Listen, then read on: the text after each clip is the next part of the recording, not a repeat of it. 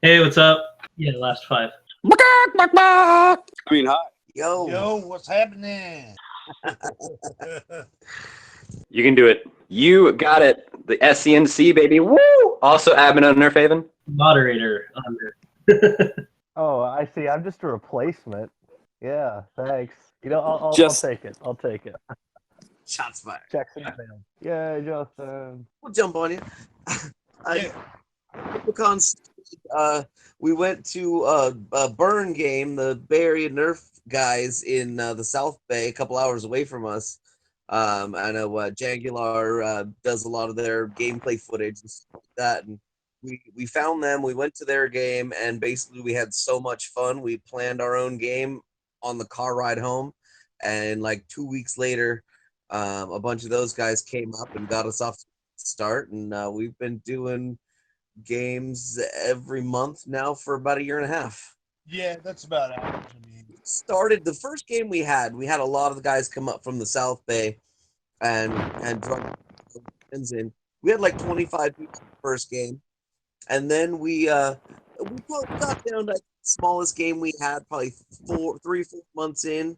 We had maybe 10 15 people would show up. And then one of my friends is the editor for our local newspaper, so we ended up having a slow news day. They wrote an article and put us on the front page, and the next day, like 30 people, or the next war, we had like 30 people show up because they all read about us in the paper, and just kind of after that, every month more and more people show up that we've never met before.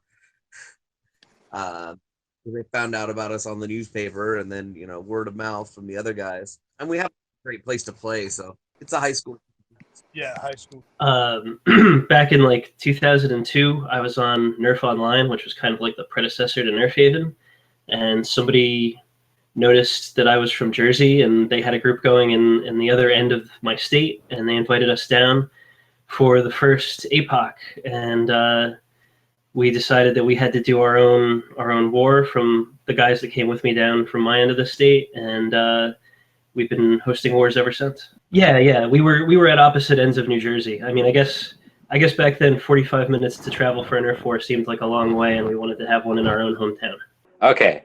So hopefully this isn't too much of a long-winded explanation, because I love to hear the sound of my own voice. But I got it. Oh, look at that picture! It looks so cool. So that I got into Nerf, the NIC, in 2008. That's when I joined the NerfHaven. I went to my first event in 2009 when the South was, when NIC style, or homemade blasters, homemade dart style nerfing was the predominant way to nerf, before Nerf actually made good blasters and darts. And so as I got more experience, as I attended more wars, I started taking over wars. Bobo can attest to this when you talk to him later. I don't have an A-type personality, but when something isn't done the way I want it to be done, I kind of make it so. So I started taking over every war, regardless of if I was hosting it or not.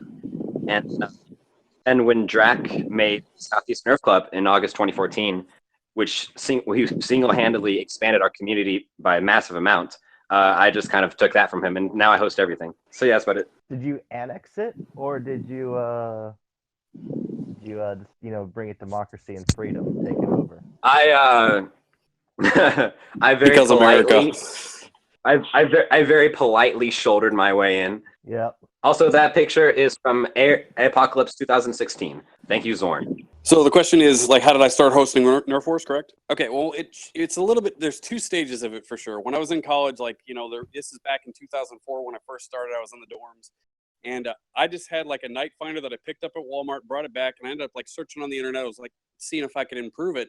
And I can't remember which website I ended up on, but it might have been NerfHaven. Were you guys around back then? Definitely, yeah. Okay, so I think I found a guide of how to mod a night finder and just did a CPVC barrel, stretched the spring out, and I liked it so much, I was shooting all my buddies with it, that we did a couple more Walmart trips, ended up with like 5 or 6 night finders and a bunch of blue Mavericks. And so it wasn't really like, how do we start hosting a Nerf War? It was just like, I lived on the 9th floor of a dorm. I walked out in my hallway, started shooting people, and then people would kind of gravitate towards that. And before you knew it, we had 10, 12 people. And we didn't like plan events. It was just like, hey, there's a Nerf War happening now, and it's 11 o'clock at night. So that grew a little bit, and we did it up on the community area. We ended up doing like paintball guns. We converted them to shoot Nerf darts. And then after college, I kind of just put them in a box, sent them home with my dad, and just left them there. Fast forward about 5-6 years, graduate college, go make this movie where we're living on $1.25 a day. Ended up being in a plane crash.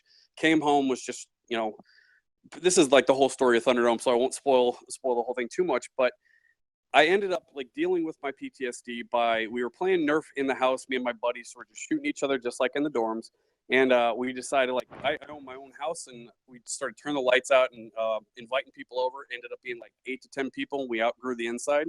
And then I just stared at my backyard and was like, wow, why couldn't I build an arena back here? Why couldn't I build like a paintball course? And like the next day we just started putting up cover, and just keep fast forwarding. A month later, we had 20, 30 people coming. A year later, that the number of people who had come through the gates was maybe 300 people, and it grew from there. So very much for me, how I planned was just on Facebook, every person I knew, Nerfer or not, because there wasn't really a whole lot of Nerfers that I knew. It was just like, hey, come do this weird thing. You're going to have a blast, I promise you. And just grew from there. I was forcibly put into this position. Way back in, I don't even remember, it's like 2010, Human vs. Zombie Melbourne did the Victoria-wide HvZ, which we had about, I think it was 5,000 or so, 10,000 people on Facebook sign up, a good couple thousand actually actively playing throughout an entire week throughout the city of Melbourne. Fast forward a little bit through that, the police didn't like that too much, so we then decided to do a camp out, which was just 72-hour survival in a giant caravan-esque lot. And I helped one of the old admins find the venue and everything, and she said, "Okay, you're an admin, congratulations." And then about 6 months later, she left, and I was the only active admin, so I became the admin of HvZ through by default, exactly. So that was fun. But honestly, no regrets, and have enjoyed every minute of it, because it's like IRL GMing. I got a question. Master. Yo. So I think a lot of people who probably watch Make.Test.Battle are kind of curious. Like, so you got this American guy down in Australia. Like, what's your story of how you ended up down there, buddy? I flew down here to study. So I was studying over in Swinburne University in Hawthorne, do a bunch of neuroscience stuff, and not knowing anyone, I'm just like, hey, look, a zombie event. I'll go to that. And so I got him through Nerf through HvZ, and then got joined up with Justin through Melbourne Nerf. And then when Ryan came down, we all just kind of hit it off and took Justin's idea of forming MTB, and kind of went from there. That's awesome, man. Thanks. Yeah. The moral of the story is, if you move to Melbourne and you Nerf, you may wind up an admin, even if you don't want to become an admin. You don't volunteer, you get drafted. Hey, heads up, Justin. I'm watching the chat, and it seems like they're having a lot of problems here in the Make.Test.Battle stuff right now. So apparently your mic's not coming through. It might just be lag, but there's a lot of issues with people just saying, hey, we're not here. We're all just talking to we're all just gotten insane, and we're talking to Justin, who's actually dead. Justin said to the stream who can't hear Justin, he said he's going to restart it, and he'll be back in a few seconds. Alrighty, I believe I might be working now. Yay! Yes, Justin is back! We got you. We're all good to go. My whole intro probably never happened. Oh well. Do it again. Encore. No. Anyway, you obviously heard everyone else. I'll just quickly give context. Alright, welcome to this episode of the ModCast, guys. We are doing a ModCast on how to host a Nerf War. So basically, going over people, how they, members of the international Nerf communities, how they got into hosting Nerf Wars and that. And so you've just heard all their testimonies. How I got into it, I moved down here from Townsville, I moved down to Melbourne, ended up turning up to Melbourne Nerf Group, it was called at the time, and the original admins stopped adminning or moved away, and I ended up being the last one left, so became the caretaker by default. So that's my origin. Huzzah! I guess we'll dive into how you actually host your war, and how you actually interact with people. Someone's got playback. We're good. No, I just clicked on it. I made it where it's okay. on my computer, so I can check it at any time if we're good. Sorry. Okay, that's right. I got all scared for a minute there. I heard it. Again, Justin? Pardon? Repeat the question again. Yes. So, how do you guys actually host your wars, and specifically like interacting with players, kind of organizing like the games and that kind of stuff, like get everyone in a group circle or that kind of thing, or and Chicken wants to start. yeah, all right, go for it. All right. Sorry to interrupt, but okay, I'm starting now. That's all right. So, uh, so for those of you that don't know, that pretty much everyone, I am studying music education in college because I'm a music teacher. And the more I got into hosting wars, the more I noticed a parallel between making lesson plans and planning a war. And gosh, where's my train of thought? My train of thought is derailing. Hold on. Using class notes, class You're notes right. to You're host right. your wars. Pre-planning. So yeah, my bad. Yeah, exactly. So I put a lot of planning into my wars, and I've gotten to the point where I'm somewhere. Bobo makes fun of me for this. I carry around a clipboard and a piece of paper and a pen, and I write down the rounds that we do in order, how long they last when they end, and to get a good idea of how long our days last. And with that method, we can fit in a good 17 rounds from 10 a.m. to 5 p.m. Oh, And, that's awesome. Wow. My wars, especially Costco, which is my Southeast Winter War, Costco with an H on the end, stands for Chicken's Old School Testicular Carnival of Horror, and it's basically a no hoppers war, basically. And I put my heart and soul into that, and I'm very proud that we play a ton. And I am personally content to play 315 for the rest of my life. But I know not everyone feels the same way, especially in our super stock SENC wars. Define 315. Oh, thank you. So 315 is a old school Nerf rule where you have 3 lives, and when you get hit, you hold your blaster up for 15 seconds. You clear and you're back in, and when you hit 3 times, you're out. And that's a easy to learn rule. It works really, really well, but people get hurt because they're not good enough.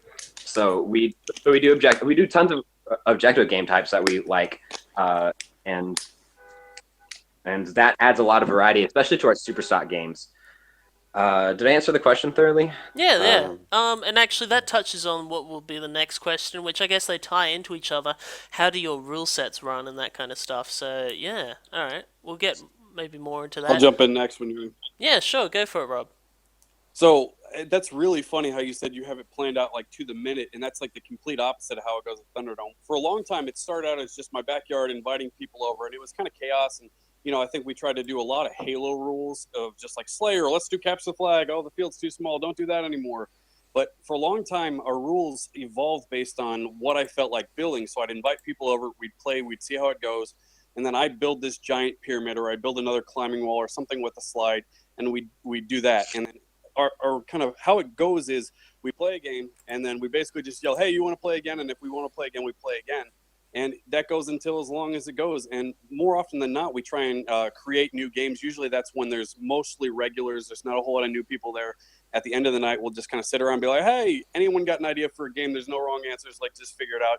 And then once we figure out a good thing to try, we try that. But it's very, very laid back. Some nights when we have like 40 or 50 people over, when it's really big, basically we have the mods running stuff, but it's still very much like, especially in the beginning, I was kind of running the show. It was my backyard. It was kind of my show. And now I'm very much trying to decentralize it. I want it to be like, instead of saying, hey, we're ready to start, I yell, hey, who's in charge? And just kind of like try to get people to step up. And I want it to be everyone's experience, not just, hey, you're participating in the Rob show. This is all our backyard to be weird. You guys decide how fast this goes, and you decide what we do, Oh, yeah. It's awesome. Sometimes it's like herding cats, but man, you can make better cats if you just try a little bit. You can train cats, apparently. All right. Well, Langley, if you want to take the floor. Sure. Yeah. My approach is to scream a lot until I don't have a voice anymore. It's pretty similar to what Chicken was talking about. I host NIC style wars like he does. So we do a lot of 315. That's kind of like our default thing. It's usually the first thing you learn how to do. Just to interrupt, define NIC, because... Oh, yeah, sure. So it's kind of a weird term these days because things are always changing. But like, usually people talk about NIC, and I've been kind of trying to shift people to calling it DIY, but it hasn't really taken. It's in contrast to super stock. So at NIC Wars we allow homemade Nerf darts, and there's different. I think it's more so like the term isn't it Nerf Internet Community. Yeah, so that's one of the reasons why it's kind of confusing is that the acronym stands for Nerf Internet Community, and that's what we called like the forums that have been around for a long time, and NerfHaven is one of the ones that's left. But like now, people tend to use it to distinguish between different styles of nerfing, even though it's It's a just broad means the Nerf term. Internet Community. Yeah, so sometimes when people are saying NIC, what they're really talking about is NerfHaven and the old school Nerf forums and the way that people on those forums nerf. Mm. Okay. Yes, continue. So yeah, so we do a lot of 315 by default. There's some places where people do NIC style nerfing where they do more like what we call like objective rounds, where you don't get eliminated completely from the round, where you have to sit out until it's over. You get to keep coming back in and respawning. But on the East Coast, it's definitely mostly a lot of 315, and we usually mix it up with like a couple of other styles of round throughout the day. But I don't usually go into it with as much planning as Chicken does, unless it's APOC. For APOC, I have like a very structured list of what I want to run because there's just so many people, and it's so hard to keep the downtime to a minimum when you've got like 60 plus people out on the field and they're milling around and they don't know what to do next. Mm. But at the smaller local wars, I kind of just wing it and play it by ear, and we just try to keep the downtime to a minimum. But usually, it's people who haven't seen each other in a while, so they want to talk between rounds and hang out. Cool. All right. Nerm or Jake. I would say that I like to run our rounds with an iron fist. Me and Mike, since there's two of us, we each basically take a team as captain. Our games are very much super stock, so objective style, unlimited respawns. Um, we do a lot of King of the Hill. We just started doing Carpe Testiculum a couple of months ago. It's been working really well for us. Capture the flag. What does carpet testicular mean? Seize the ball. Seize the ball. We can go into that more in game type. It's a game that actually I found on NerfHaven. But because there's the two of us, we kind of police our own teams, and run the wars, run our battles from the perspective of our team and our side of the field. So Mike's permanent red team leader. He's the bad guys, and then I'm blue team. And we used to, we based a lot of this off of a lot of how we play off of the rules from the Burn games, and there between every game, every 2 rounds of play or whatever, we would switch teams completely at random. But lately we've been, partially to save time, we pick teams at the beginning of the day.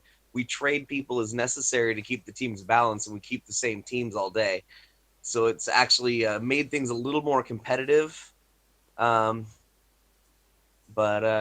so we kind of run it like we're each running our own army, and everyone there plays much? as fair. So you were saying like Nerm plays the bad guys and you're like the good guys or that. So is there much role play or like characters that happen? No, not really.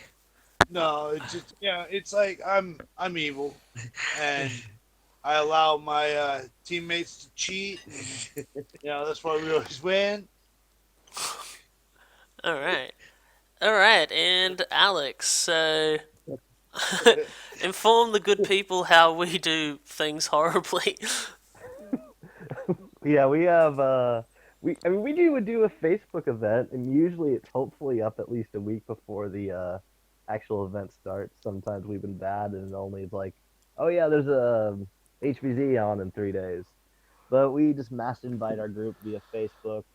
We have a bunch of games that we've just kind of worked out and over the years. So for HvZ, we always just do some basic small scale zombie survivals With down here we do 15-second or 25-second stun timers, as opposed to, I know a lot of the campuses do way longer stun timers. And yeah, there's not too much adminning. I mean, we have a lot of veterans, so everyone kind of polices themselves. And I'll usually take the new people who show up for the day and kind of explain the rules. And in HvZ, Ryan will take the newbies for the first game just to kind of show them the ropes and everything, and then leave them to die so he can win. And yeah, and then I think you can explain the Melbourne Nerf War side of it, which is Yeah, equally sure. as disorganized. Oh well, we both kind of at both events we both kind of co-admin or help out a bit, oh quite a lot. But anyway, since it's the same usually, it used to be for a while the same dart pool, but we had to switch um from HvZ we had to switch from using FVJs. They're just too hard to use at close ranges. But anywho, yeah, usually we wing it or we've come up with just game types, just by word of mouth, before the event, or we come up with something at the event. So we just kind of spin something together. Because we have a lot of people who've been coming, I guess, yeah, for well over a year, and we'll let's do this. We haven't done that in a while, that kind of thing. We run everything from just team deathmatch, usually with an infinite life respawn from a team base, and or we'll do game types like kill confirm, where everyone is a medic, and so when you get tagged by a blaster, you have to then take a knee, and any of your teammates can tag you to res you back up. But if the enemy team hand tag you, then you're eliminated from the round, and so it's kind of like it's kind of a balancing kind of game type where long range guys can tag people, but if you short range guys have the advantage kind of thing, because you actually do need to walk up and hand tag the person to eliminate them. We also do capture the flag, Infestation. that kind of stuff, Oh, and bombing run. But yeah, and also for a while, so I guess this leads into the next kind of question. So like rule types, like standard event rules, and I guess game type structure, and I guess the meta of how your communities run, like what kind of blasters and that kind of thing. For a long while, well, all of last year, we were running a rule set that we came up with called, was it Battle Select, Alex? yeah, Yeah, the BS rule set. yeah. It's a load of BS. We don't want to take ourselves too seriously, and basically, it was a system. We wanted a system that was kind of like we had been playing like a class-based system where people could carry specific blaster types or kind of combinations, and people kept asking, "Oh, can I take this with this? And is this balanced or that kind of thing?" This is more so like a Sydney. It was called Foam Fortress Sydney rule set, I think it was, and we kind of turned that into more like a Modern Warfare, like Call of Duty loadout system, where basically we had tiers of blasters and perks or like abilities. And we also wanted to include melee and grenades into the game, and also shields. And so the way we ended up balancing it was that you can have a shield of any size, but it has to be planular. It can't curve around your body, that kind of thing. But all grenades can break shields, and so everyone can carry one grenade. And if people carry a rocket would destroy the shield and the player and force a respawn. So usually we play the game. We have team bases, and if you're forced to respawn, you have to walk all the way back to base, and so no like countdown timer, because it's just you've got to spend the time walking. Or if you get just normal dart tagged, hit by a dart, you take a knee and you can be revived by a medic. So there were medic abilities and that kind of thing. More recently, we've kind of simplified it, and because we did have blaster and rate of fire restrictions, so if you wanted to shoot 150 feet per second or over that, you had to have like a single shot blaster or like a pump action. You couldn't be semi-auto or full auto. That was to stop people from HPAing it up. The only two people have, or one really, have ever run a HPA kit. But no, more recently we've realized it was too limiting on the rule set, and so now what we just do is you can carry any blaster, anything, fully automatic, semi-automatic, it doesn't really matter. But if it's over 150 feet per second, you have a minimum engagement distance, just so that you're not pounding someone with a FEJ at within 10 meters. But How do you yeah. enforce that? Self-ruling. Like, a lot of our games are just, what's the term? Honor system. Honor system, yeah, that's it. The and also you cannot bring a blaster over 150 FPS for your first game, so we have to actually get to know you a little bit. Just Yeah, that so too.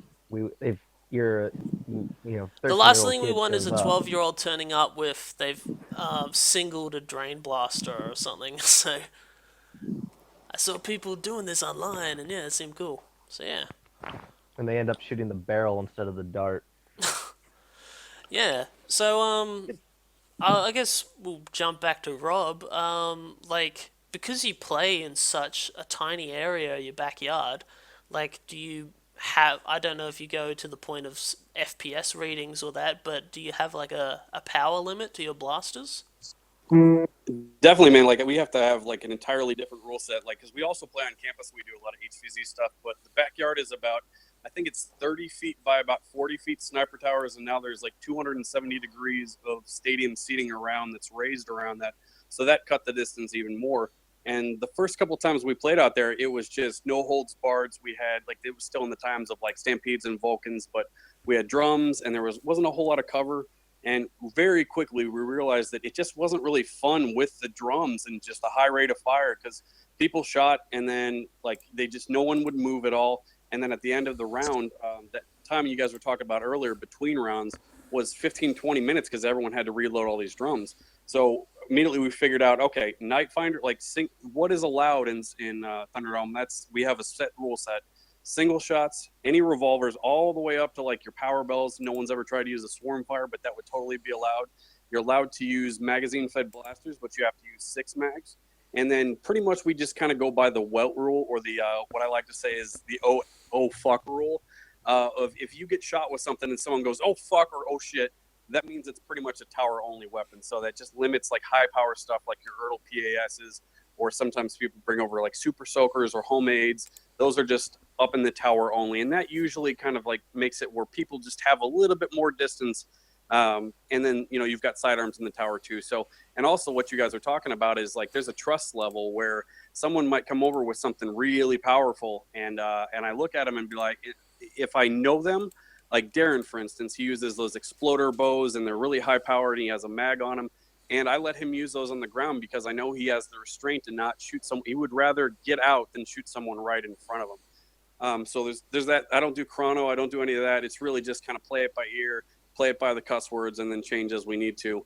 Do you want to know about game types? Because that's a whole different set of things too.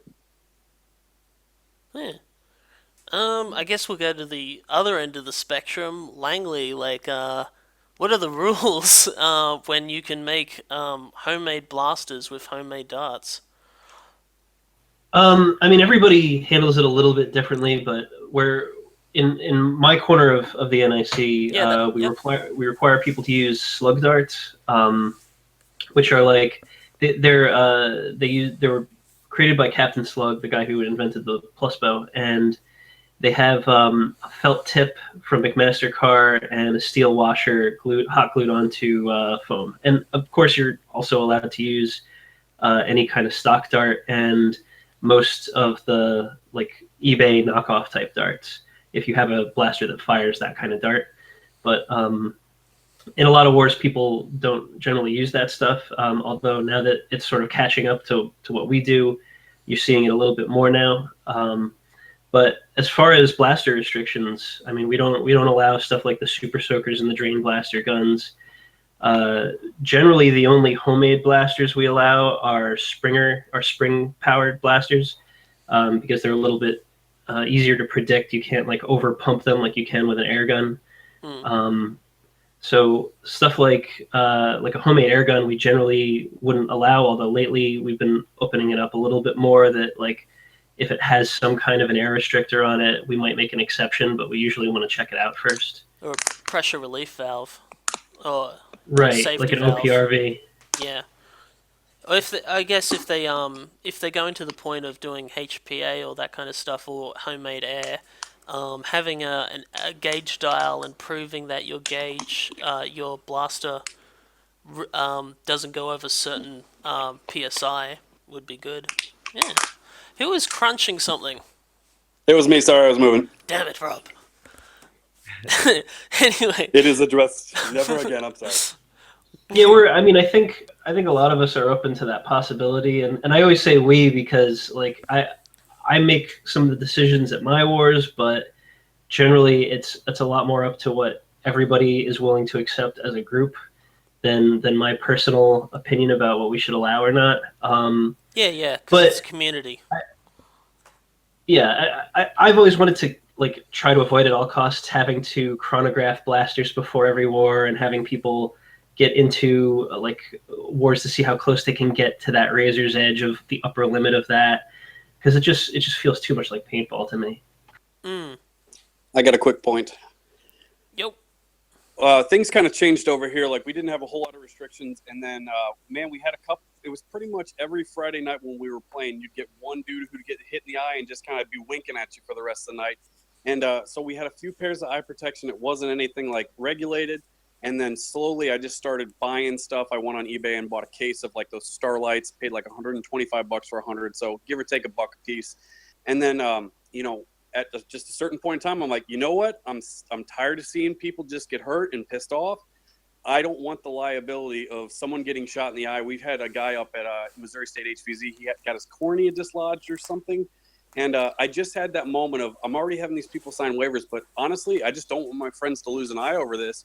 And so now it's 100% mandatory. If you're in the arena, if we're playing a game type that's shooting at the spectator area, you just got to have eye protection on. And I think that really, it opens up the blaster restriction a lot, where if we didn't have that, I think I'd be ramping it way down on the high end of it, or just making sure there's no FTJs. But since we have eye protection, really all we're talking about is welds. And I think that only happens in certain circumstances. So I think how do you guys feel about eye protection? How do you guys handle that? We have 100% mandatory. I totally forgot to bring this up, but yeah. Alex, has HvZ always had it? No, HvZ didn't always have it, but when I became admin, I got a lot looser with the FPS rules. We now have a 120 FPS cap for all blasters. So we just went, we're doing all mandatory safety glasses for everyone, humans, zombies. Yeah, iPro mandatory. I do have something to say about eye protection, if you don't mind. So in the past, we've been lenient about it, but like for the past few years, I have been very strict, at least in my wars, my NIC wars, that prescription glasses do not count as eye protection. Same. We've made that rule change too recently. Yeah, and we were more lax about it at SENC Superstock Wars, but there has been times where I've just been really uncomfortable, especially with Zingbows. Like you can see on my image at the screen, I have my prescription glasses and I have my sweet eye protection over those. And that's what Cameron does too. Yeah, and like it's hard to find stuff that fits over prescription glasses, but it's super worth it because like I've been hitting my eye protection so many times, and especially when you get things like Zingbows, which we're probably going to ban, to be honest. And but like just recently at the last war, we had a kid get, I think he may have gotten shot in the eye, but like it was a scary situation. So at SCNC Superstock Wars from now on, we're definitely going to be requiring eye protection, and I always bring tons of spare eye protection. So that's just what I want to say on that. Just curiosity, why are you going to ban Zingbows? Oh, I'll fill Well- it after. Actually, I can probably fill it in. Really, like we Okay. have them too up here, and we do a lot of like shields. We used to do full armor and grenade system where shields could be broken with 2 grenades or 1 tennis ball, or like so basically just like you have stuff coming at you that's bigger than Nerf darts, and we've gotten away from a lot of the armor, and now all we have left is shields, and shields can be broken by any rocket, which is either like a demolisher rocket or an old school Nerf arrow, or it's mainly the Zingbo, which you're shooting at people. And really what we have is a lot of veteran players who are using the Zingbos who are only shooting at the shields. Usually they have to have camping foam on there, so like you feel comfortable shooting at those shields. But for a while back, it was just people shooting Zingbos as their primaries. And really, like even with like dinky eye protection, that can still kind of just really mess you up. And you factor in, we've been starting to let more kids play. What it comes down to is I just don't even feel comfortable using a Zingbo. I don't feel comfortable shooting at people with the Zingbo, and without eye Really? protection, those things are death traps. I got a good story about a Zingbo actually. So I was at my buddy's house. Oh, so just to interrupt, Chicken, was that going to be your point, or? I just wanted to say something about Zingbos real quick. Yep. If you don't mind, Rob. Oh, you're good, brother. Yeah. Okay, thanks. I just want to say that I freaking love Zingbos. They're so much fun. And Alex does too. That's why he brought it up. And we actually had this amazing game type. We could never decide on a name. It was either Fellowship or Dwarves and Elves. It would be a wingman round, where two-man teams. One of the people would have a Zingbo, and the other person would have a melee weapon. Mm. And it was so much fun. And but once we solve the eye protection issues, like if we get all the prescription glasses covered, I will feel much better about using Zingbos, than we can allow them again. That's all I got to say. I would have I want to thought. hear. How big is the surface area of a Zingbo head? Or are they? Am I thinking of the right thing here? I have a hard time telling you because I don't know centimeters and meters and stuff. It's just go in inches. I can guess it. Probably about 2 inches, 1.5 to 2 inches, I'd say. Okay. Maybe smaller than that. I've been hit with them plenty. So what were you going to continue on with, Rob?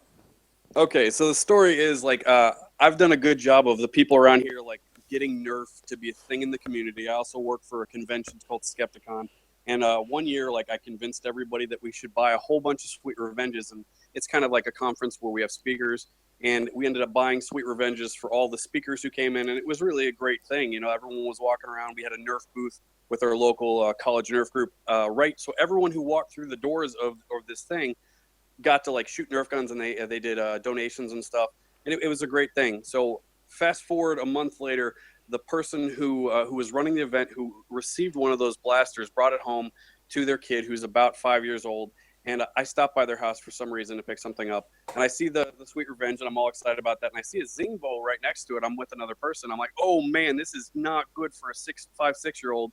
And she's like, why? It's a toy. Like, what is it? So I pull it back, I aim it at the door, and thought I was shooting at a solid wood core door, like just like an oak garage door, but it was just one of those crappy like void in the middle of it, basically just nothing but air in the middle.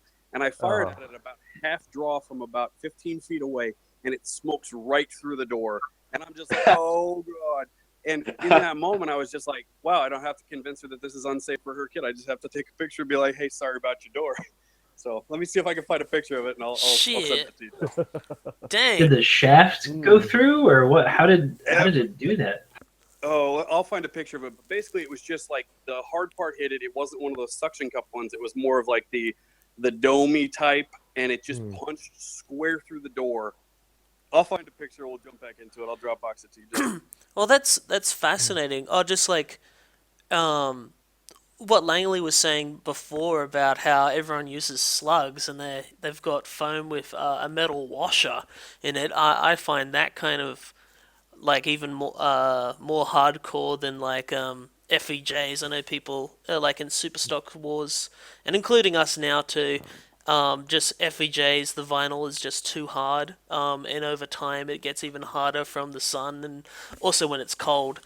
And yeah, we actually here in Victoria, we were worried about legal restrictions because here in Australia we have both gun regulations and also imitation firearm laws, and that's just so that no one can kind of threaten something with something that looks like a gun, and that's also why most airsoft guns are banned, or all airsoft guns are banned really. And anywho, so we actually ended up contacting the firearms department because the wording is a firearm is defined as anything that stores energy to fire a bullet, missile, or other projectile. Super vague.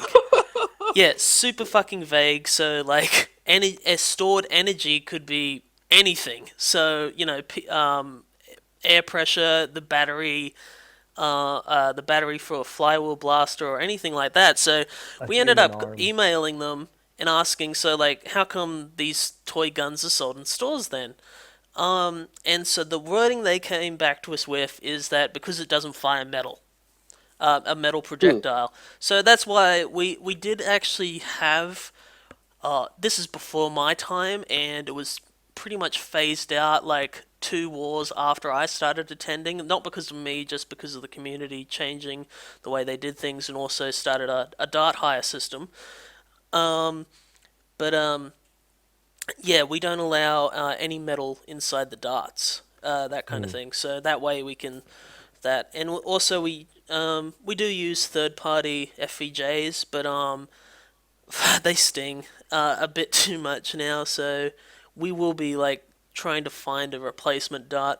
Though for the problem we find is with Kushas. The Gen 3 Kushas are good, but sometimes they don't work that good in barreled blasters. But at what is it? HvZ, we do have a lot of flywheel blasters, so it doesn't really matter too much. Or stuff that isn't like a closed breech, like a brass breech with um, the breech just closes behind it and doesn't actually push it into an actual barrel, so usually they work fine. But since we made the Dude, switch, you're not yeah. you're Pardon? not alone with the FPJs. I said you're not alone with the FPJs. I was at Oklahoma State University with their HvZ. I was live streaming it, and we're halfway through the thing. It's like everyone's dying. The humans keep getting cut in half, and all of a sudden whistle blows, and they run over and yell. The head moderator yells, "Who's using FPJs? Who's using FPJs?" So they stopped. They didn't dig through everyone's clips, but they just let people know this is unacceptable. These are banned on this campus. You can't do it. And a girl pulled up her shirt, and there was, a standard kind of like hard shot and welt on there, but they were willing to stop everything to make sure there was no FPJs on campus. Yeah. Hmm. I got clipped in the face on the nose, pretty close range yesterday, but like it hurts, and I don't think we don't have any restrictions against getting shot in the face, and that's why we have mandatory eye pro. But it's just way too uncomfortable. Like Yeah, because if you were gonna do it, you'd want to go down the paintball route or airsoft route of full face protection, but we don't really want to have to do that. But at all. I find it's tough to get new people in when you're acting like that. Where Yeah, I feel exactly. Like for casuals and say, hey, it's just Nerf. But at that point, it's really not just Nerf because you're doing this crazy souped up thing, Exactly. That's why HvZ is kind of our gateway drug, I guess, for Nerf. We tell people who are, or like if we're completely outside of Nerf, we tell them to turn up to HvZ because it is our kind of lower tier, more casual, more just for like, it's all for the fun of it, but I guess less competitive kind of game type because it is kind of just you'll always end up on the winning team of zombies. But yeah, switching to Gen 3 Kushas, which have excellent glue, they don't fall apart now. Just the best thing we ever did, and yeah, we're gonna be buying another 5,000 of them because they're pretty good. Yeah. Sorry to. We'll move on to NERM and Jake. Sorry for leaving you out there for a little while. We So. should keep derailing. Pardon? We should keep derailing. Derail train. So, Choo-choo. what kind of restrictions do you have at Burn? Oh, sorry, not Burn. NoBaCON. We kind of to make it easy on ourselves, and we really just kind of set the our limit. We don't really set an FPS limit. If somebody is concerned, we check it out. I usually just let them shoot me. I think I banned LARP arrows, and we are considering. We've had a few problems with Zingbows, mostly the slingshot ones with doubled up strings because they're a little too powerful. Mm-hmm. Our campus is big, so our engagement ranges are usually 20, 30 feet out at least. So we haven't had a problem with FVJs, especially the most people are shooting stock, or I got probably about a third of the guys out there have things that are shooting over 100 FPS, but we haven't really found the need to limit the ammo. We definitely we do not let anyone play without iPro. We have about half kids that come out and play, and so if parents are on the field, they have to wear iPro too. I don't need any innocent bystanders losing an eye. But we haven't really run into a lot of problems. I've had one guy bring an HPA rocket launcher, and it was awesome, so we let him play with it. Don't like exposed brass and Titans and stuff like that. I've got a couple guys that run those, and I trust them not to be too nasty with them. And it seems to have worked out just fine for us. All right. We do like parties and stuff too, like kids parties and events like that, which pretty much everyone is using, like strong arms and hammer shots, and because those things at stock levels just aren't that powerful, we don't have any problems with FVJs or anything there either. As long as everyone's in iPro, it seems to be pretty good. Nice. Yeah. All right. Langley did bring up in our text chat, how do people pick teams? Us personally, we will sometimes, like if there's new people, we'll pick the two new guys to be team captains and just randomly pick whoever. Though other times what we will do is we'll just get,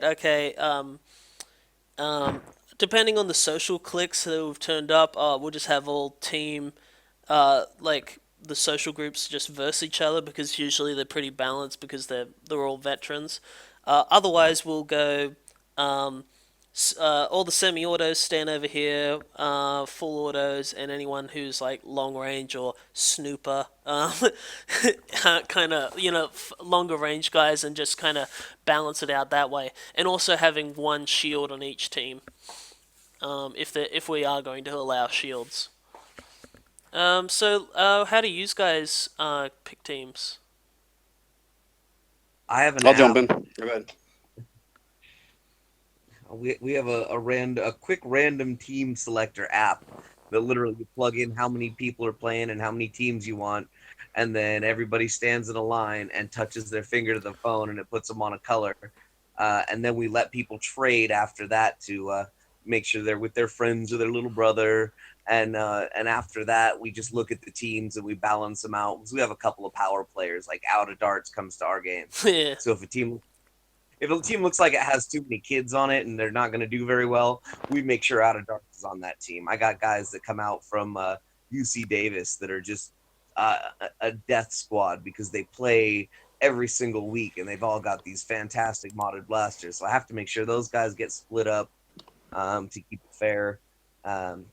But we pretty much let it go random, and then after we play a few rounds, having trouble if one team's just getting creamed, then we'll reselect teams and try it again. Nice. Rob?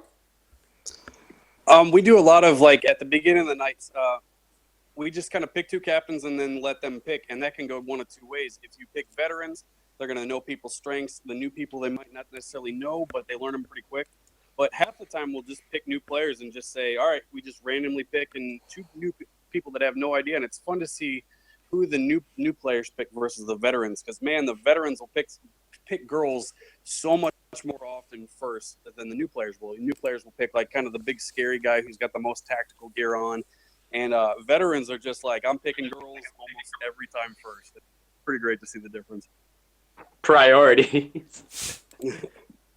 They're deadly, man. They'll get you. My turn? Yeah, sure.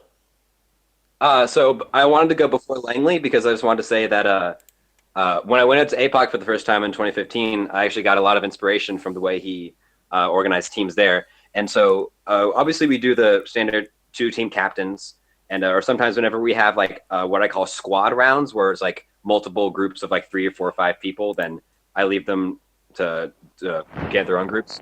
But the main one of the Hey, one of the main it's ways. crackling. 1 second. Okay, we're good. Yep. All Sorry. right. Anyway, one of the main ways that I really love now that I took from Langley, especially when we're doing those multi-team rounds, like 5-team rounds, 5 small teams, is I get everyone in a straight line, shoulder to shoulder, and I go down the line, I look each of them in the eye, and let's say if I'm doing 5 teams, I look them in the eye and give them a number, like 1, then 2, then 3, then 4, then 5, and so on and so forth. And then I divide them and go 1's over there, 2's over there, 3's over here, etc. And that's a really good way to organize teams. And I wanted to go first because Langley has a whole lot of cool ideas that he uses for speed rounds. Nice. Oh, I didn't even think of that. Thanks for the reminder. I'm glad that what you took away from that is that eye contact is very important when you're picking teams. Look him in the eye. He looks him directly in the eye and he gives him a number. So yeah, I do a lot of different things at APOC. My go-to, or the go-to for my area of the NIC, has always been you pick 2 people and they take turns picking from who's available. And I mean, it sucks because it takes a long time and there's always somebody getting picked last, and that sucks for that person. And we don't want to make that guy feel bad every turn. So, but we usually do some kind of team picking before every round. So every round we change it up, so you're not really playing with the same people all day. Although what NERM was talking about, where you have the same teams all night and then you do trades over the course of the day, sounds like a cool way to do it. I'd like to try that at some point. But I think people get a little, where we're coming from in the NIC is that people get kind of egotistical about it sometimes when you put them on the same team all day, because a lot of us are coming from, like, way back, we used to all have our own personal teams. Like my group was the LGLF. It was all the people that I brought to the Nerf War, and there was another South Jersey group called the LCM, and there was the 4 Horsemen, and when they would have their like clan rounds, people would get kind of like a little too, the pride was a little too on the line to play without getting a little butthurt from time to time. So. But what Chicken brought up at APOC, I do something called speed rounds, where because of the downtime between rounds, I like to do something where for a little while it's just like kind of like absolutely crazy, where you get to nerf more or less constantly for a while, but it also doesn't require a lot of preparation. And if you get tagged out, you're not out for very long. And it's great for when people are kind of trickling back in from the lunch break too, where I usually start by saying, all right, the next 2 people who are available go versus the next 2 people after that who are available, and then the winner stays on. So there'll be like a line of people waiting to play, and like the winning team stays on for like 3 rounds in a row, and if they win 3 rounds in a row, they go to the back of the line, and that just keeps things moving while people are coming back in from lunch. And then once we have enough people, I'll just shout out random criteria, like if your birthday fell on an odd number day, you're on this team. If it's an even number day, you're on that team. If you traveled from this distance or these states, then you go over there, or you can go over on those states. We had a Nerf War on Passover once, and we had all of the firstborn sons versus the Jews. That got a little weird. Okay. Team Jew. But, Team Jew. excuse me, but yeah, we just do like rando teams, and it's always one-hit kills, so that it's over very quickly, and it's kind of like the opposite of being on the same team all day, because you're just constantly shifting over the course of like half an hour to 45 minutes while people are getting back from lunch. Yeah. So that's how we do speed rounds. We had a really great one at Armageddon a couple of years ago, where it was the people who had been nerfing for the longest period of time versus the most recent nerfers, and it came down to Thorn versus Spoon, and Spoon's the guy who founded Nerf Online. He's been like doing NIC Nerf since 1998, and Thorn, who had just showed up that year, but like had a whole homemade kit laid out, and it was like people were actually getting into it as like a spectator thing, so it was really fun to watch. Nice. I got a question. Yep. Okay, Chicken, when you were in town for Nation versus Zombies, did you ever play Generals or Necro in ThunderDome? Oh no, I didn't. I only played like ducks and medics. Okay. Well, what it is it's gone by a couple different names, and you'll understand why once I explain it a little bit. But I think the current name is Generals, and this is kind of like maybe your version of Speedrun, what you guys are talking about. But it's, once we've been playing a few hours, and once maybe we got a ton of people and we don't really know what to do with them, it's kind of like a Nerf example of a real-time shoot or a real-time strategy game where you have people moving pieces around. And how that works out is you have two generals, one on each side. They start on the fence, and it works out where each general has 3 lives. We've done it where they have a gun and they don't have a gun, but we'll just say they don't have a blaster at all. And so the entire purpose for them is to every fighter is out in the middle of the field and no one's claimed, they're kind of at various positions. And so really it is a general versus general, and everyone in the center is mercenaries. And so how it works out is it starts out, and then how you pull people back to the fence and recruit them to your team is you put your hand on them, walk them back. The fighters must walk until they're released.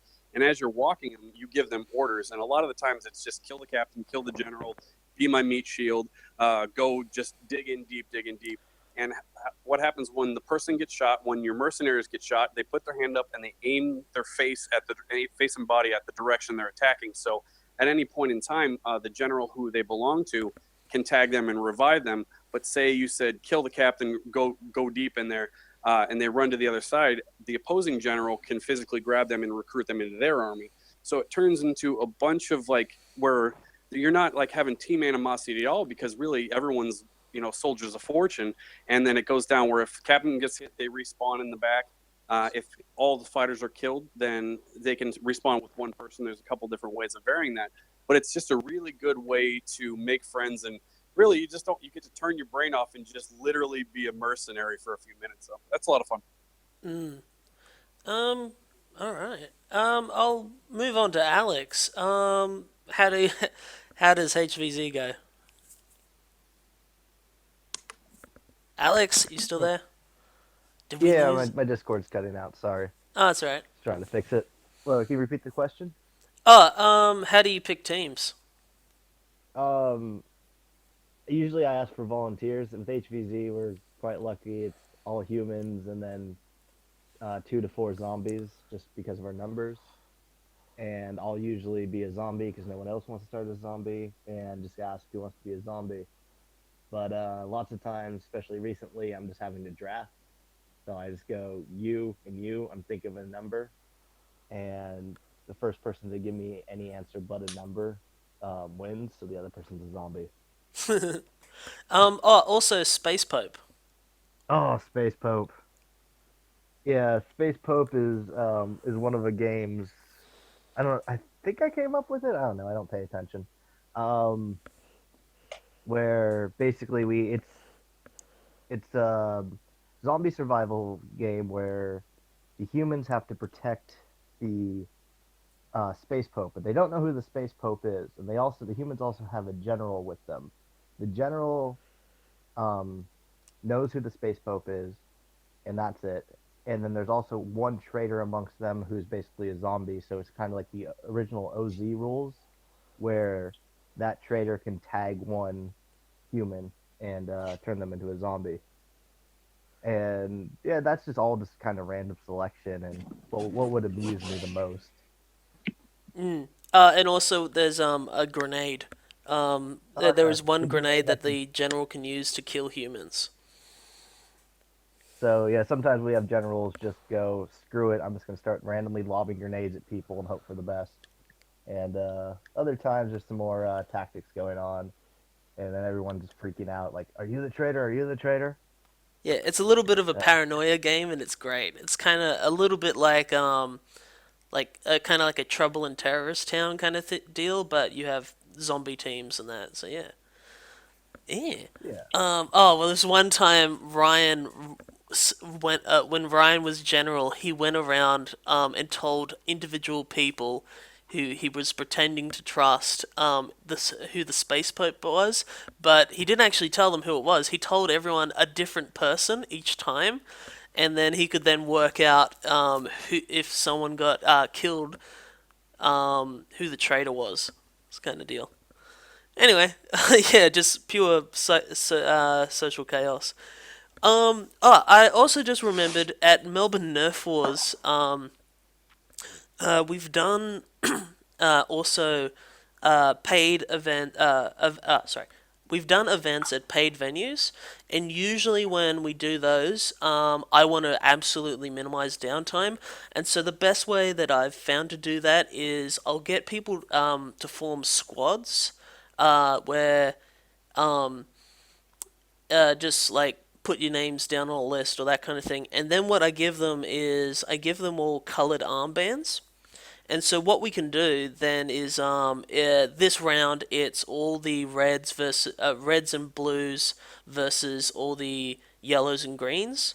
And then that's also an easier way to quickly team scramble, that kind of thing. So yeah, if you think that's too lopsided, then you could swap out the greens for the blues and that kind of thing. But also, then when we went to an indoor field, Northcote Indoor Cricket, and very tiny field, so we couldn't have everyone on all at once. So we had teams of 5v5 and did kind of like a tournament system. And then by them having their color for the whole night, we just like team red versus team yellow and quickly call them out and have like just quick team rotations to try and get through everyone and make sure everyone gets multiple games throughout the night. And what was great is because this particular venue also had like a balcony that overlooked the playing field, and so and they had couches up there. So people in between rounds, we had them loading mags because we have I think we have like 60 Loner 18 clips. 74. Oh, there you go. And so we get people to load darts upstairs while they're watching the game, and people get into the game, so it's kind of turning it into a bit of a spectator sport. And then once those mags are loaded, we bring them down into the field, and so as people are playing, they don't have to waste time reloading their mags, and yeah, it's kind of like a self-serving honor system kind of thing. But yeah. So you got a surprise waiting for you in the Dropbox, Justin. I did see that before. I saw it. It's great. Surprise. There's a little bit of story. A little bit. So that's the picture, right? Here we go. I think I've brought it Yep. up. There we go. So we have So the story. two images here. The two images are like basically you're caught up to the point where I busted the door. I sent my buddy a message, told him what happened, and they were like, "Oh yeah, we'll immediately not let them have it." So the Zingo disappeared. I said I'd come over and patch it, but really it requires a new door, and I just didn't have time with finishing the movie. And so it just kind of lingered for a few months, and they cut me some slack. And then I sent out my Kickstarter perks, and Floyd and Rebecca were Kickstarter backers. So I sent them a DVD, sent them a patch. And then the next day I see this on Facebook where Floyd's like, "Hey, I fixed that hole Rob made." And he just took my ThunderDome patch, taped it to the hole, and called it good enough. It's a beastly hole. It ripped clear through that. It was a weak door, but still, like, your eyes are weaker than that, you know? Yeah, that's interesting. My ThunderDome batch is one of my prized possessions. I'm glad, man. I've got two of them now. I think the Zigbo arrows, they're kind of like deceptively heavy is the thing, right? Yeah. I never thought of that. Here in Melbourne, there's a LARP, or more of a lab, a live-action battle group called Swordcraft, and every Friday and Monday they host giant battles, and they have from 200 to 400 people turn up weekly, and they have LARP arrows and that kind of stuff, and they don't have eye protection and that, but their ruling on projectiles is that it has to be over a certain diameter, and so from that logic, it's too big to go into your eye socket, kind of thing. But they do have general rules like like for arrow shooters, and they do have regulations on that too. who can do it. Like, you can't just be a newbie and get an arrow on that. You can't shoot people in the head or like deliberately or that kind of stuff, and you need to shoot them from a distance. But like, that's, I guess, out of our field, our jurisdiction. But anywho, yes. Taking apart a Zing arrow and comparing it to a LARP arrow, you actually can see Zing tried to do what normal LARP arrows do, but kind of failed. So they just packed a bunch of dense foam together, and I mean, I see no problem with Zing arrows as long as everyone has iPro. But then again, I run sword and board against people with 200 FPS blasters, so my thoughts are a bit skewed on that. But I don't know. It'd be interesting to. Do you still have access to that door, Rob? Oh yeah, as far as I know, they haven't changed it out. It'd be fun to buy a door, then use that door, and then shoot some other things at it, so you can kind of get some power comparisons. Dude, I can go up yeah. to Habitat for Humanity. If you're telling me you want a door test of what will bust doors, this can happen like tomorrow. So, dude, if we keep shooting man, you can't keep shooting doors with darts. They'll be adorned with holes. Burn him! Bad joke.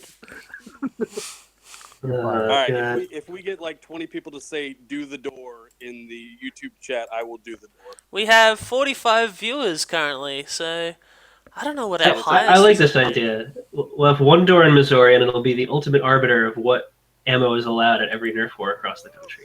Dude, I could get some windows too. Like, I'll just go up to Habitat and just spend $20 and get all kinds of "can we break it?" you know. Chat wants us to do the door. The door. Do 20 the door. comments. Do the door. Oh no! Someone said hold the door.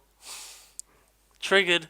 I really should change their door out. Maybe I think that would be a nice thing for me to do now that I have time to go trade out their door. So if I can get the exact door, I'll get that exact door. We'll see. But do the door. Let's see it. 20 people. I'll count. Nice. All right. I think we've. So Justin, we actually, you were talking about the different colored armbands thing. We did something kind of similar to that at APOC the last 2 years, where we dealt out a deck of playing cards to everybody, and it was based on what suit you were in, and we came. That's an excellent idea. We played every different combination of suits as two teams, and then we were prepared to shuffle the decks up and deal them out into like two random piles, but we kind of ran out of time. That's cool. But it's nice because it's really quick. You just shout, like once you sort out who's got what card, you just shout out which clubs and spades are together against hearts and diamonds for the next round, and then everybody just forms up teams. Oh, if since it also has numbers on it, you can scramble the team via numbers too. Right, sure. You could do odds versus evens and that kind of thing. That's a great idea, actually. Cool. Yeah. I think we've heard from everyone about team picking. How long have we been going for? We have been going for 1 hour and 1 minute exactly. All right. I think we've kind of covered all the bases on hosting Nerf Wars. Anyone else got anything? Yep, there you go. Rob does. Okay, so I wanted to add it like when we first started about stuff, but I forgot. The point is, I think you have a lot of veterans, and the goal is definitely to bring new people. Not even necessarily like convert them from airsoft or paintball, but just maybe people who just don't play child games like this anymore, just don't have this in their life. And I think it's so key when you have somebody come over. That how it normally goes out is all of the new people are kind of on time for the night, so they'll show up at 6, 7 o'clock, and then the new people trickle in after that. And so we end up hanging out for about maybe half hour, 45 minutes until we have enough to play. But once we do start to play, what happens is I assign, or they kind of do this on their own, where a veteran will grab a new player, everyone grabs one person, and you walk out in the yard, and you all basically the veterans show the new players, okay, you need a pouch, this is your darts, this is a good loadout, here's a good secondary, and basically kind of just take them under their wing for the entirety of like 3 minutes, and at that point they're like, okay, at least I have stuff, I'm going to be capable out here. And then after one game, they're just it doesn't really take a whole lot to bring someone in and convert them to be a nerfer. Like as soon as they feel that rush of just like chasing their friends around again, they're in. But I really think that veteran kind of mentorship on a small scale is really important. That's a great idea. Actually, that'll be our ending topic, and then after which we'll probably take a couple questions um, from chat. Just checking everyone's cool to go for maybe another 15, 20 minutes. Yeah. Yep. Yeah, Yeah. cool. Sure. I'm good. So how do you introduce newbies? Like when you get new guys turn up, how do you introduce them into the games? And also like what if they've turned up with stock blasters or that kind of thing? Yeah. I'll go. Yep. So one of the things I do make a point to do at the Southeast Nerf Club Wars is I walk up to everybody, shake their hand, say, "Hey, I'm Chicken. Nice to meet you. What's your name?"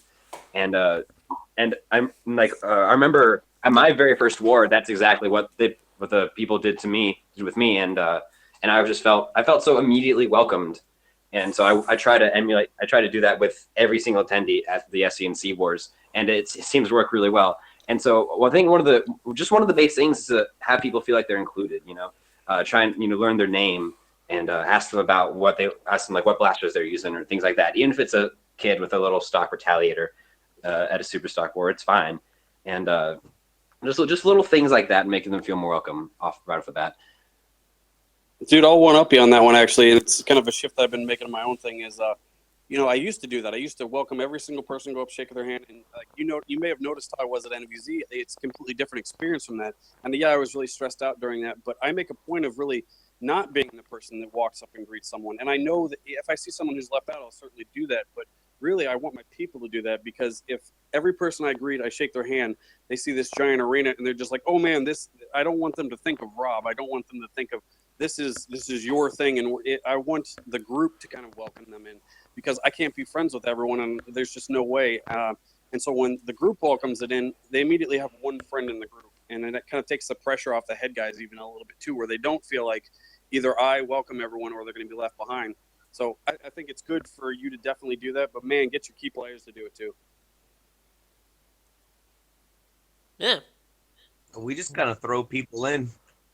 We have enough really experienced older players on teams that for the really young kids that we get, because we do all ages, we'll let, if somebody doesn't have a clue what they're doing, we'll set them up with, have them follow out of darts or one of the more experienced guys that's Bobo Bob's really good for that too, of just, putting people to work, making them part of the team and getting right in with it.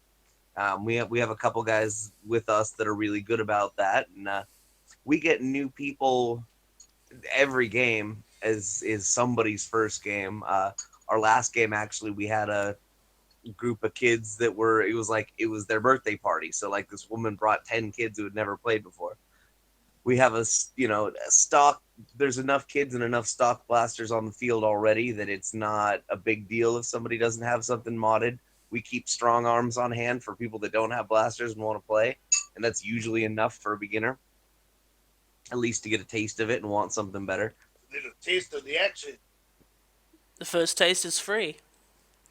Yep.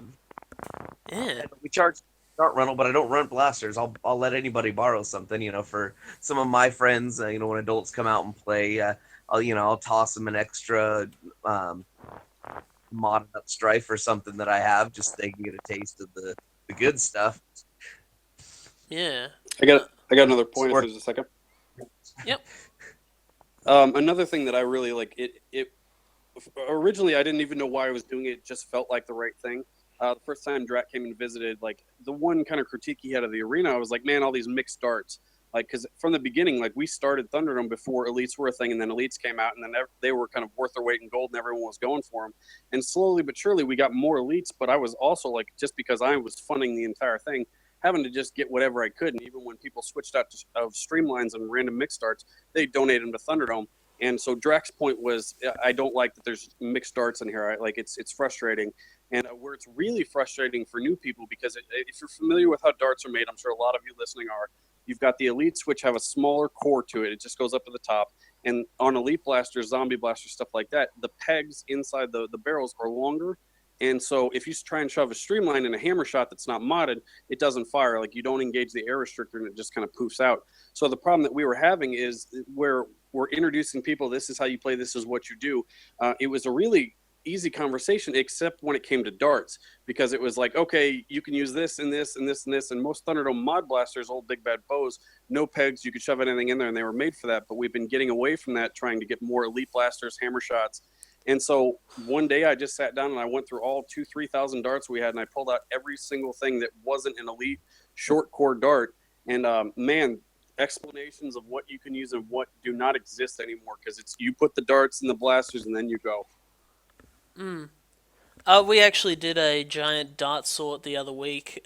Me, Alex, and Ryan were sitting in the garage for about an hour, and in between that, or maybe longer, we actually called up Adrian and Greg, who have also appeared on the channel before.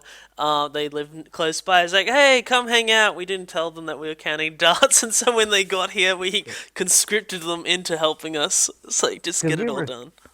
We were sorting through a good 12,000 darts. Yeah.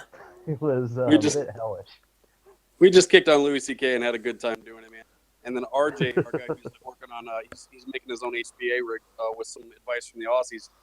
He was happy to go through it because I let him keep all the what do you call it, the Boomco darts, because I'm not going to start getting Boomco darts. I want it to be elite only in the thing and some rival stuff. But I let him keep 80, 100 rival or Boomcos that were on the ground, and man, we sorted those darts in one Louis C.K. special, so it was fun.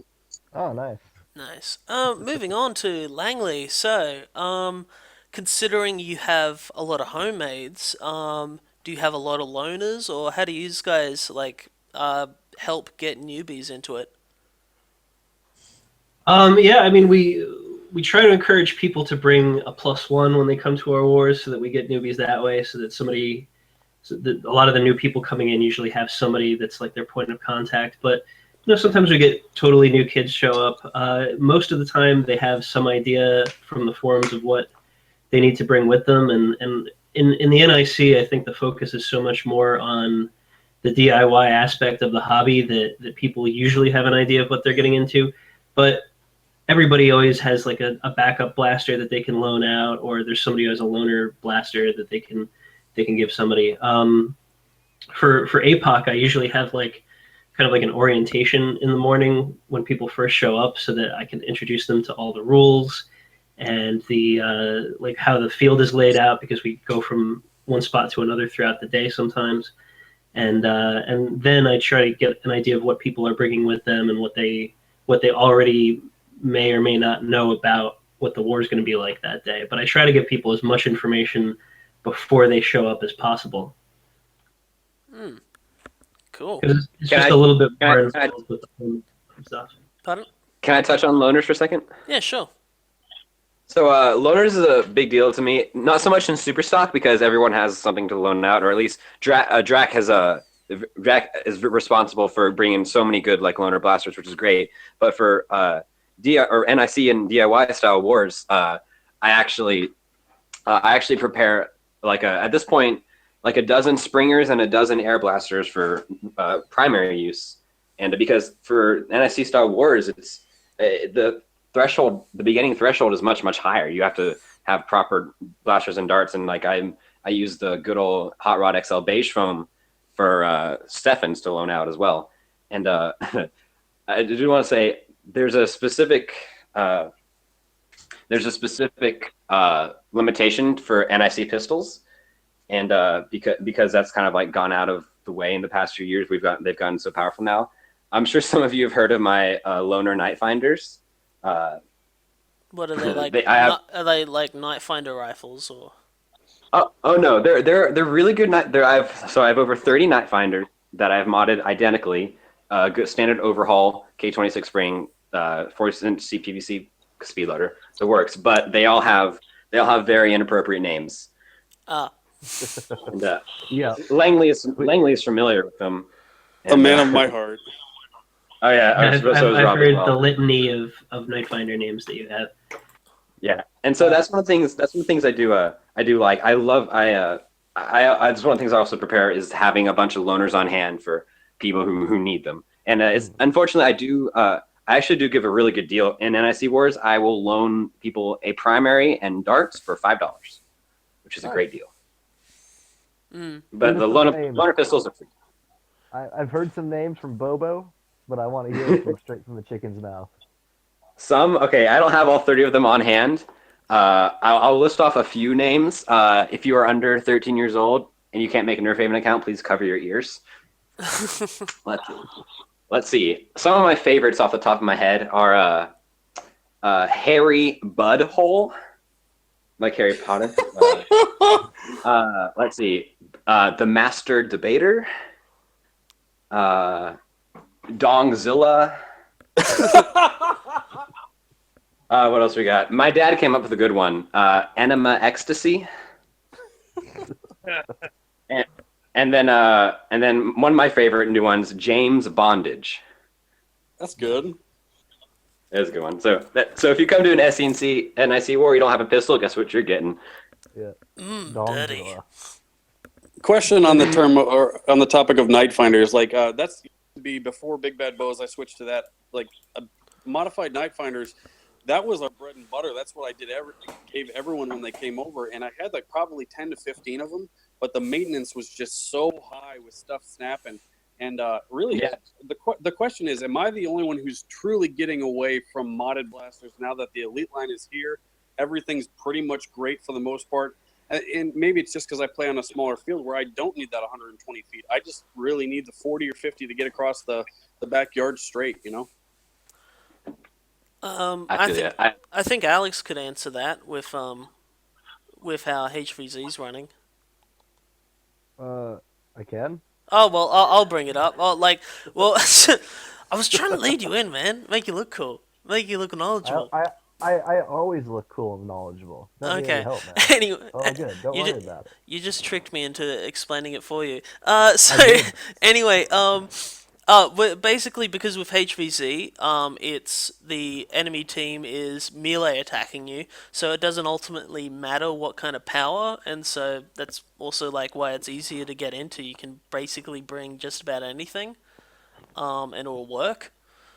So that's we did have a big bag of old loner blasters for HvZ, which for a lot of the stuff being stock. For Melbourne Nerf Wars for loners, we actually have a box of just modified strifes, all done by Ryan, and they've all got the rhinos in them and that kind of stuff. So they're getting a taste of what they can do for themselves, so that kind of thing. And the other thing we also notice is because we with strifes or rapid strikes, basically our game meta for Melbourne Nerf Wars is rate of fire and use of cover, because we do try and play on fields that have like bushes, trees, and that kind of stuff. Like we don't play the open field. We want to have cover. We want to have people using lanes and that kind of stuff. And so what we ended up doing is getting made up some loner chest rigs so that people can carry at least 3 stick mags on them. But if they want more than that, they can decide if they really want to get into this. They can invest in their own chest rig or that kind of thing. That's great. Yeah. Especially with the strife, though, man. Like out of the box, it's just like that problem with the magazine locks.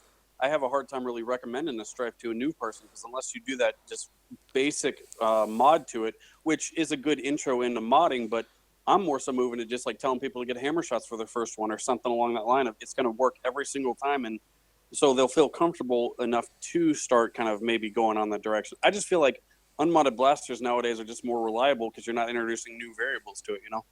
What about megas? Do you do much mega stuff?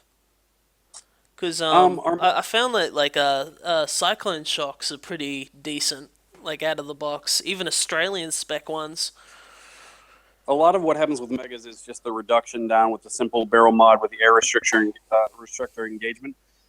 People really do like megas, but you don't really see them a whole lot. And plus, in our games, we do have what you guys were talking about with the rockets breaking shields.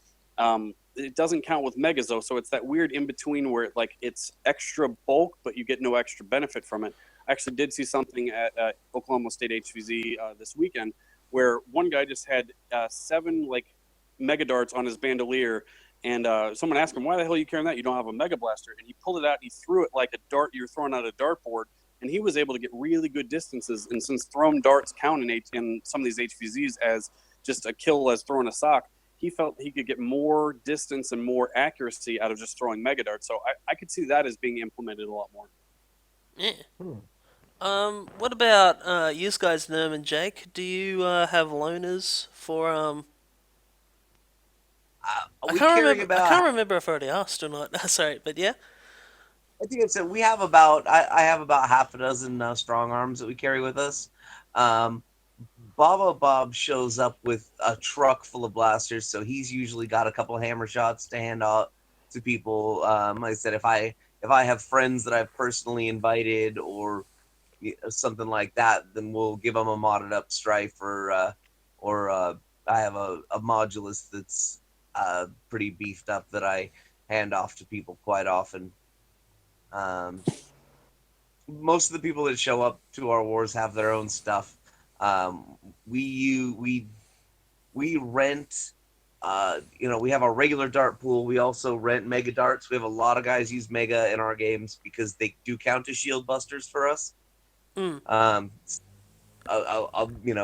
a third of the people on the field have at least a big shock in their pocket at any given time. We have a fair amount of rival too. And when Outer Darts shows up, he'll usually have something new he's been working on, so he will let people run his Hurricane. Nice. He'll run it for one. He'll run it for his first round, and then he's always kind of got like this little swarm of kids who know him as a YouTube celebrity, and so he'll pass off the Hurricane and let everybody use it who wants to, and that's adorable. So the cool modded stuff around that people can use if they want to feel a little up. Yeah. Oh, yeah. Someone in the chat just said that you brought up the Thunderbow, and that is the one exception where people actually do consistently use Thunderbows, and they do really well with them too. Thunderbows? Oh yeah, like you'll see, like it's not necessarily during HvZ, but you do see that a lot, like our King of the Hill games. We got a couple of girls who rock those Thunderbows. Yeah. Really? Nice. I used a Thunderbow for the first year and a half of the SENC's life as a primary. Would not recommend. Australia. What I hear is really great is you tape 6 together. It's a bit OP, man. So you get people making fun of your laugh afterwards. Right? Oh yeah, Yeah. Totally. Where were we? Yeah. Actually, touching on megas. So with our more recent rule change, we decided, we wanted to encourage people to use megas or give them an incentive to use it. So because we do have the rule set of it forcing respawns, like different tiers of damage that force respawns or force you to just take a knee. So what we made it is melee attacks, grenades, and megas all force a respawn now, but megas and melee don't break shields. Only grenades and rockets do. Oh yeah, and also I forgot to mention before, so Titan rockets, we love seeing those things get shot around, and they're a little bit scary too. Yeah, they're awesome. But it is hard, you have a low rate of fire, just how they function. And even modified ones, like Ryan was running one off HPA, even then, it can be hard to hit stuff. If you get hit by a rocket, you're out for 3 minutes. Because usually we're running either up to 10 minutes to 20-minute games, depending on the game type. But, yeah. We've done some weird rocket-based games. There's a couple of guys from Pittsburgh who just come out to APOC every year and give us a new bizarre game type to play. And what was it? Ultimate Chicken, help me out here. What were they calling it? Ultimate core penetration? Ultimate core penetration, yeah. I knew there was something sexual in there somewhere. I think that you have a couple of buckets at opposite ends of the team, and you're supposed to use ultimators just because they're so finicky that it takes that much more effort to actually fire them and get them to go where you want. But we were using what I've been calling them Drac rockets. They were made by Draconis, not the Drac you're thinking of. Yep. And we've been using those. Those are great because they fly really far if you fire them out of basically anything that's got any juice, a signal launcher, a Titan, or anything. And you have to fire that into a bucket on the opposite side of the field, and everyone else is required to use pistols. So, and I think if you get hit with the rocket, you had to do like 4 times as much counting in to get back in, or something like that. We did a VIP rocket game at the end of APOC this year, where you had to hit the guy with a rocket. They're a lot of fun. They're just silly to play with. What was I going to say? We do also another game type called Defend the Core, where we set up 2 buckets with a hole cut out of it, and so we either play it via sheer dart count, so how many darts can you put into the other team's bucket, and another one is we'll count more to grenades, and we did run once when we did have 2 Titans going, is if you land the Titan rocket in there, it's game over. Like, yeah. That's awesome. Yeah. I guess I got a game. You gotta be careful about that though. If you're already down by too many points. Yeah. It's kind of like the golden snitch. It was impossible to land one in though. Like the hole was just too small. We also would set up like a minimum distance you had to be away, so like you couldn't step inside the core's zone and that kind of stuff. But yeah, with our version of Defend the Core, we actually I've got the sniper towers. The 6-foot base is where your feet are at, and they go up above that, where it kind of encapsulate your whole body more open in the front. At one point in time, I found 2 drum heads, like from Tom Toms, just from an old drum kit. And I waited for the moment to figure out what to do with it, and I basically just made Defend the Core attached to each sniper tower. So it's what you're talking about, except it's not on the ground. And on the back of it, I put one was a T-shirt, and one was like a mesh laundry bag. And what we would do is 12-minute rounds. You had respawns, which was count to 5 in opposite corners. And that was pretty fun. I feel like Defend the Core feels kind of like you're playing Punch Face over and over again. So it's something that happens every once in a while, but it's not one that's stuck. But another game type that I was just looking at the chat here, and I see old ThunderDome Jack from ThunderDome, Nova Scotia. And when he came down to NVZ, he like introduced us to this crazy game. Like we had tried to play Capture the Flag standard rules, and we realized, okay, the yard's too small. It's 40 feet back and forth. So we tried to do a couple variants of back, forth, and it was just too chaotic. And something that they came up with in Nova Scotia is called Capture the Mag Strike. And each side starts with one is the mag strike, one is the mag. Each side is trying to get the other side's piece. So picture left side, right side. You're trying to go across the field, capture the thing. Whoever carries it, when they get hit, they drop it where they're at. And the ultimate objective is to not take it anywhere. It's to attain both pieces, the mag and the mag strike, put the mag in the mag strike, and then get a kill with it. And that's how you win the game. So I just thought that was like the most that creative. Sounds cool. Yeah, and mag strike is the best too, because in ThunderDome, like mag strike is the king of all the blasters. Like you just don't see them, but man, you guys should try that. It's a ton of fun. So how does the does the mag strikes get left somewhere on the field, or does one person on each team carry it, or how does that work? I think it starts out similar, like if you had like a 2-flag CTF where on each base, perhaps in the center of the starting point, like we have a very rectangle field, so either on the tower or on the floor. So I think it's just attainable by the other team, probably a certain distance away from the spawn point, just so it's not, you're not getting camped immediately on it, but just somewhere where it's attainable. Actually, I'm gonna run that next war. I'm gonna do that. I think how I'll run it is that have start points as flags, but then if you pick it up, you are not allowed to fire. So you're vulnerable. So you then have to use your team, use maybe a shield bearer to guide you or that, and obtain the other piece, and then kill someone on the other team. I actually really like that. That's kind of cool. Yeah.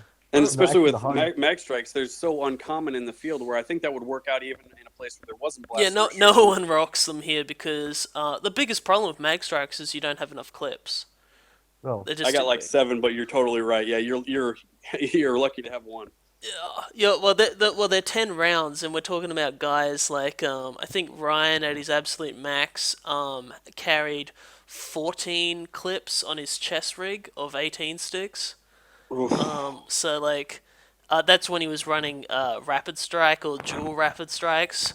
But yeah, just when you're emptying a mag in 1.5 seconds, you I got secondaried mag strikes during an HvZ, and it was like that. I probably had 5 or 6 mags. I did one mission with 2 of them, and I felt like that was completely unnecessary. So I had one in my back that was fully pumped up in case I got caught. But what I was doing is treating the mag strike with 3-round burst, and it was pretty unstoppable. And then you had that panic button, get out of jail, slam the whole thing, pull your rampage, and slung on your back with a drum. So, man, I wish they'd bring mag strikes back, or like at least a new iteration. I guess that's kind of Boomco though, really. there is Yeah. a knockoff, but Blaze. I mean, the For Destiny the, mag. for the Oh, Destiny's actually. Oh man, get yourself a Destiny. It's so nice. for the modders in the chat, Max Strike Pump is the best pump. Just saying. Definitely true. /thread. Lol. Okay. So, I think Slug used to actually have like a really nice pair of matched HPA powered mag strikes that he would bring to every war just to get people to start using full auto again when people weren't doing that in the NIC at all. And it was a lot It's of fun so for satisfying. objective games. Yeah. I mean, when you unload on somebody and you manage to get close enough to do that at an NIC war, it's so satisfying. It's like Jadaniel the Wise, who I guess is the ultimate kind of high end. He's got the HPA tank or LPA tank on his back, and he's got the 2 mag strikes that have been fused together to function as like one rifle, and so he alternates between clips like while he's reloading. It's pretty he's pretty good at that. Takes that to HvZ. Yeah. All right. Yeah. So we have reached the hour and a half mark. We'll quickly take 5 or 6 questions from live chat. So quickly, guys, watching. does anyone have either general questions for the group or specific questions to any of the individuals? Now we wait. No. We still have Wow. 37 viewers. I think we peaked at 46. Yep. While we wait, what's everyone in this call's favorite vintage blaster? Mine is either the crossbow or the Aerostorm. Define vintage. I got one. I got a question here. How does one attract college students to Nerf Wars? Free food. Alcohol. That is a good answer. If you make it a safe place for women where women are going to have fun, if you have women come around, dudes come around too. So I think it's just like make it a safe place that's going to be fun. If you're having fun, people will gravitate towards it, All right. College come to all come because it's a chance to go play something other than HvZ. I got guys that drive an hour from UC Davis. I got guys that drive up from San Jose. I got guys that drive up from San Francisco. Just because, and some of the, one of the best modders. Some of the best modders I've seen so far, they come up to play, and we're their first. All right, I got the next question if we're ready. Actually, sorry. I was gonna use this one. Do it. Where? Oh, damn it! I think I lost it. How do I? From nickname. How do I start finding people who want to nerf? So I think he's. I guess that's probably a great little topic to maybe. I know I've maybe derailed this a little from question time, but how do you? If you're starting out from scratch, how do you get those initial people in? Like, where do you advertise, or how do you find the peeps? I got an answer to it. This has actually kind of happened with. So what the message of ThunderDome was, and the reason why I made the movie and started my YouTube channel was to get the message out of, hey, I did this and it really helped me a lot, and having this community of people to share my life with has made me a better person than every single person who came. So I'm trying to get other people to do the same thing of make Nerf arenas in their backyard or at the park.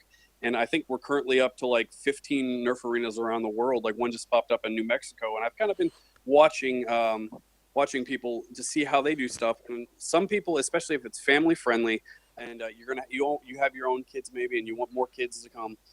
They're putting signs out that just say Nerf War on Saturday, 3 p.m. I found Facebook works really well. It's really tough to get people who haven't done like this in a long time, but you might actually get some paintballers, like post some cool videos, just post some neat stuff. I think internet works really well, but really just like focus on people who are in your immediate vicinity, because people aren't necessarily willing to drive an hour and a half to something, but if it's 2 minutes away, they got nothing to lose. So work your neighborhood, you know? Mm. All right. Does anybody? Langley, did you have any or Yeah, sure. Okay, so to answer the backlog of questions that I didn't get to jump in on, Sorry. Arrowstorm is my favorite vintage Nerf blaster. Hell yeah! Getting college kids to Nerf, hand them a blaster and start shooting them before they know what's going on. That's great. That worked really well for me when I was living in a dorm room. We had some guys down the hall who were doing some kind of like dueling thing where they would pace away from each other and turn and shoot. And my girlfriend was helping me move back into my dorm after winter break, and she was like, "You're gonna do something about that, right?" So it's like, well, I guess I have to. So we ambushed them in their dorm, and then the next time they had their door open, we just slid a couple of night finders out into the hallway in front of their room. That's awesome. And you could hear, like, these guys did not know how to be quiet. They were stage whispering, like, "What should we do? Is it a trap?" And they like poked their head out into the hallway and grabbed the night finders. And as soon as they had them, they were done. So Dun, dun. we would keep on ambushing each other throughout the year, and it was a lot of fun. And I still have a black duffel bag full of night finders with the air restrictor pulled that I pull out for like family parties and barbecues and stuff, because the NIC stuff is a little too much for that. But as far as getting people to Nerf and getting new people to Nerf outside of that college scenario, I think a lot of people go into it, like especially in NerfHaven, they post looking for people in their area on the internet, and I think that's like the wrong approach for a lot of people. I think if you can get like at least one or two of your close friends to start playing right off the bat, and you don't need to do any crazy mods or anything. You just need to get, like, if you have a handful of Nerf blasters that are fairly matched against each other and someplace to play with them, just invite a couple of friends over and play in an afternoon. And once you've got that going, then you can start to escalate it with, if you want to do modifications or homemades or super stock or NIC, or if you want to start like hosting a war and inviting people that you've never met from the internet before, or look for wars in your area. That's once you've established like a group of people, that's the best time to do it. It's so much easier when you have a few friends involved. It's always like the cultural dynamic of the community to the arms race that'll end up happening. Like I remember when I think it was Alex. Were you the first person to modify the Strife here? In Melbourne, yeah. And In so, Melbourne, like, I people were was like, first. ooh. And then at that point, I think Ryan had just moved down and he's looking at it. And Ryan, Alex and Ryan actually bonded over modifying rapid strikes. Yeah, 4 in the morning trying to get an ammo counter working. For like 3 nights in a row, he'd come over at 6 p.m. All of a sudden, it was like 4 or 5 in the morning. We're like, shit, what happened? And the ammo counter never got finished. Oh, it was terrible. I'm a big advocate of treating Nerf blasters like Halo hunters. Always give them in pairs. Because if you give a kid one Nerf blaster, they might screw around. And if you give them 2, like, you're pretty much just saying, hey, you're going to make a friend immediately. So I think if you just have a bunch of Nerf blasters, like what Langley was saying, just hang out places. Yeah, having that one other person with you, or two or 3 others, to kind of just let them know, we're doing our thing. It's awesome. You should come over here. Not just being like the one guy shooting at a tree. I think Nerf sells itself as long as you are an adequate representative to go with the Nerf gun. Yeah. If you go into it with the attitude that you want to be fair and make sure that the other people you're playing with have a better time than you do, then in the long run you're going to have a much better time overall. Yeah. Yep. There's a question I do want to answer. Does anyone else have anything else to say on this before I answer the next one? Just NERM or Jake? Yeah, we talk about it all the time. it ends up coming up in conversation. That's how we got in the newspaper. I met some dude at a party, ended up talking about Nerf, and he goes, "That sounds cool. By the way, I'm the editor of the local newspaper." Getting a newspaper got us a ton of people. I just said, it's been almost a year since that article came out, and people still show up to my game for the first time saying, "Oh yeah, I read about you in the paper a while ago, and finally remembered to look you up on Facebook." And it's people that I'm always surprised to find 14-year-old kids who are doing legit flywheel mods that aren't on Reddit, they aren't on Facebook. I don't know how they found us, but they found out about it somewhere and showed up. um we because we've been playing steadily now for over a year, I think just more and more word of mouth people are finding out about it. I think we've had about 3 to 4 kids or younger guys turn up because of Make.Test.Battle. Um, but yeah, it's usually is word of mouth. I just one other kind of thing we kind of touched on very lightly, but I won't dive into it. But another great thing that you can do as an event is mod parties. Like if everyone, Oh yeah. yeah, once the arms race starts, getting everyone together and just meeting up and just modifying blasters together, working on stuff together. That's how you make friends, and that's how conversations happen. Yeah, what were you gonna bring up, Chicken? Okay, so the guy named Nickname also had another question that I really, really wanted to touch on that feels really important. He asked, "How do I find an area to host a Nerf war?" Good question. And this I feel is really, really important. Obviously, location, in real estate. And so there's a whole lot of different factors. I hope you still here listening. There's a whole lot of factors go into a good location. Mainly accessibility and the mean distance between the group people are in the SENC's 2 locations are both outside of Atlanta, which is in the center of our state. So it's basically in the center of our southeastern region. But so you have to find a good location. We like to use state park. We would like to use public parks rather, especially if they have some sort of pavilion. So there's kind of like this checklist you should go through when you're looking for an area. 1, parking lots, restrooms, some sort of staging area like benches or a pavilion you can rent out. Ideal terrain, usually just grass, not heavy woods or anything. Some light trees maybe, things like that. And also contacting any of the local, park and recreation department to make sure if you need permission to use the field. And so that's I would check out if anyone in listening is looking for a good place to Nerf and you don't have access to somewhere private, like a church or private property, anything like that. Check out your local public parks, because those are basically exclusively what we use. I'm going to go a different route on that. And I think you're totally right I want to start a big Nerf war kind of thing. And I think you're eventually going to grow into that point where you need to figure that out. And it would be really nice to have that set aside. But my answer for where do I host the Nerf war, and it's your backyard. It's wherever you can do it right now, tomorrow, do it there. So even a lot of this is just maybe even teenagers just they don't maybe not have any property, but they do have common ground at their apartment, and you don't have to go crazy and build a whole bunch of things. Just make a bunch of really they did some great stuff out at what was it, Burn, with those metal kind of maneuverable things you guys built. Really just focus on a place to start, which is just yours already. So your backyard, find 5-6 people, and then when you need to grow, you grow.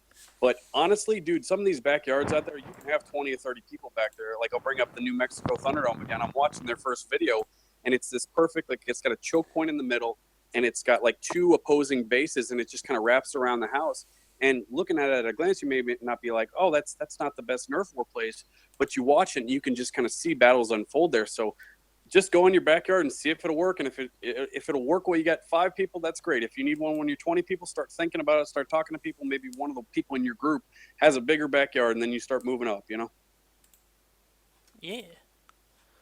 We Yep. just started playing at the school where we play at.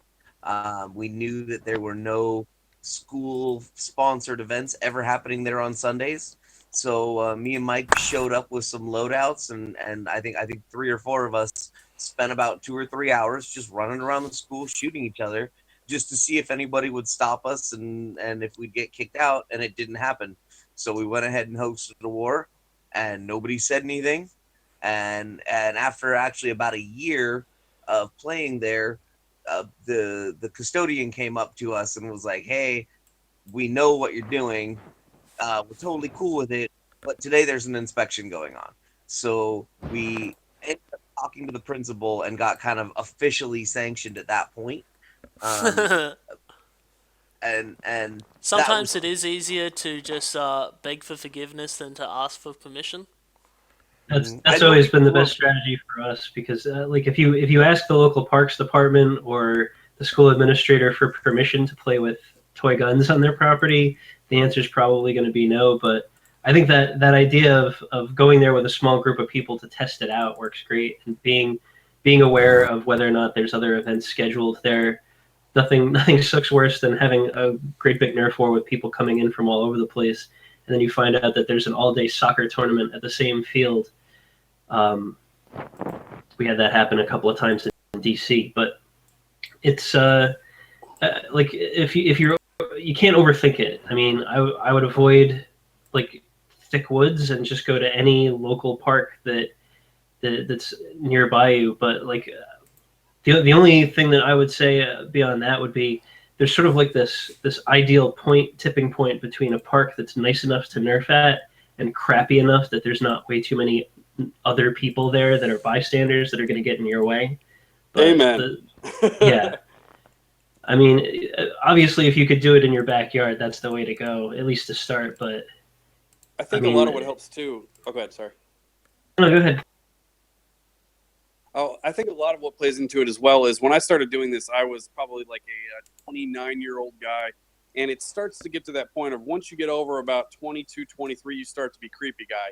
And it sounds like most of us are a little bit older. Chicken, I'm not sure how old you are, but you're probably about 23, 24, 25, right? I'm 21. Oh, man, you look so much older because of the hair. But anyway, we've reached that age where it's no longer cute. It's no longer you can just get away with stuff. And so it's nice to have a few younger people in your group, or even just make it clear that you're inviting families along. And I think it gives you credibility to have family involved. And I also think a big part of it is the Nerf tack gear where people are wearing all black, all camo. And if you treat it like it's airsoft, people are going to be afraid of it. But if you treat it like we have nothing to hide, it says neon and rainbows. Like I always wear bright orange camouflage pants when I Nerf. And when people ask why, I let them know it's so I don't get shot. It's not for me. It's for everyone else to know that no one in those pants would ever do something sketchy. So I think show up and, bring the family. Start with the families, or just like really just have those younger people that can kind of make that jump and have that deniability. Because at the age we're at, you shouldn't be just doing it anymore. It's not cute to trespass anymore. You should be asking, but also just like, yeah, go ahead and give it a shot, but don't act like you have something to hide, because you don't. You're having a good time and it's good, wholesome fun. Yeah. And that little touch on like with realistic looking stuff or scary stuff. That's the other law is the other vague law is Imitation Firearms Act of Australia. If it what defines something as an imitation firearm if it could be used to threaten a member of the public. And so with a lot of these realistic stuff and all the stuff coming out of China, off Taobao and whatnot, with all these kits, we made up the rule that it has. We also asked the firearms department, what is this allowed? Is this not allowed?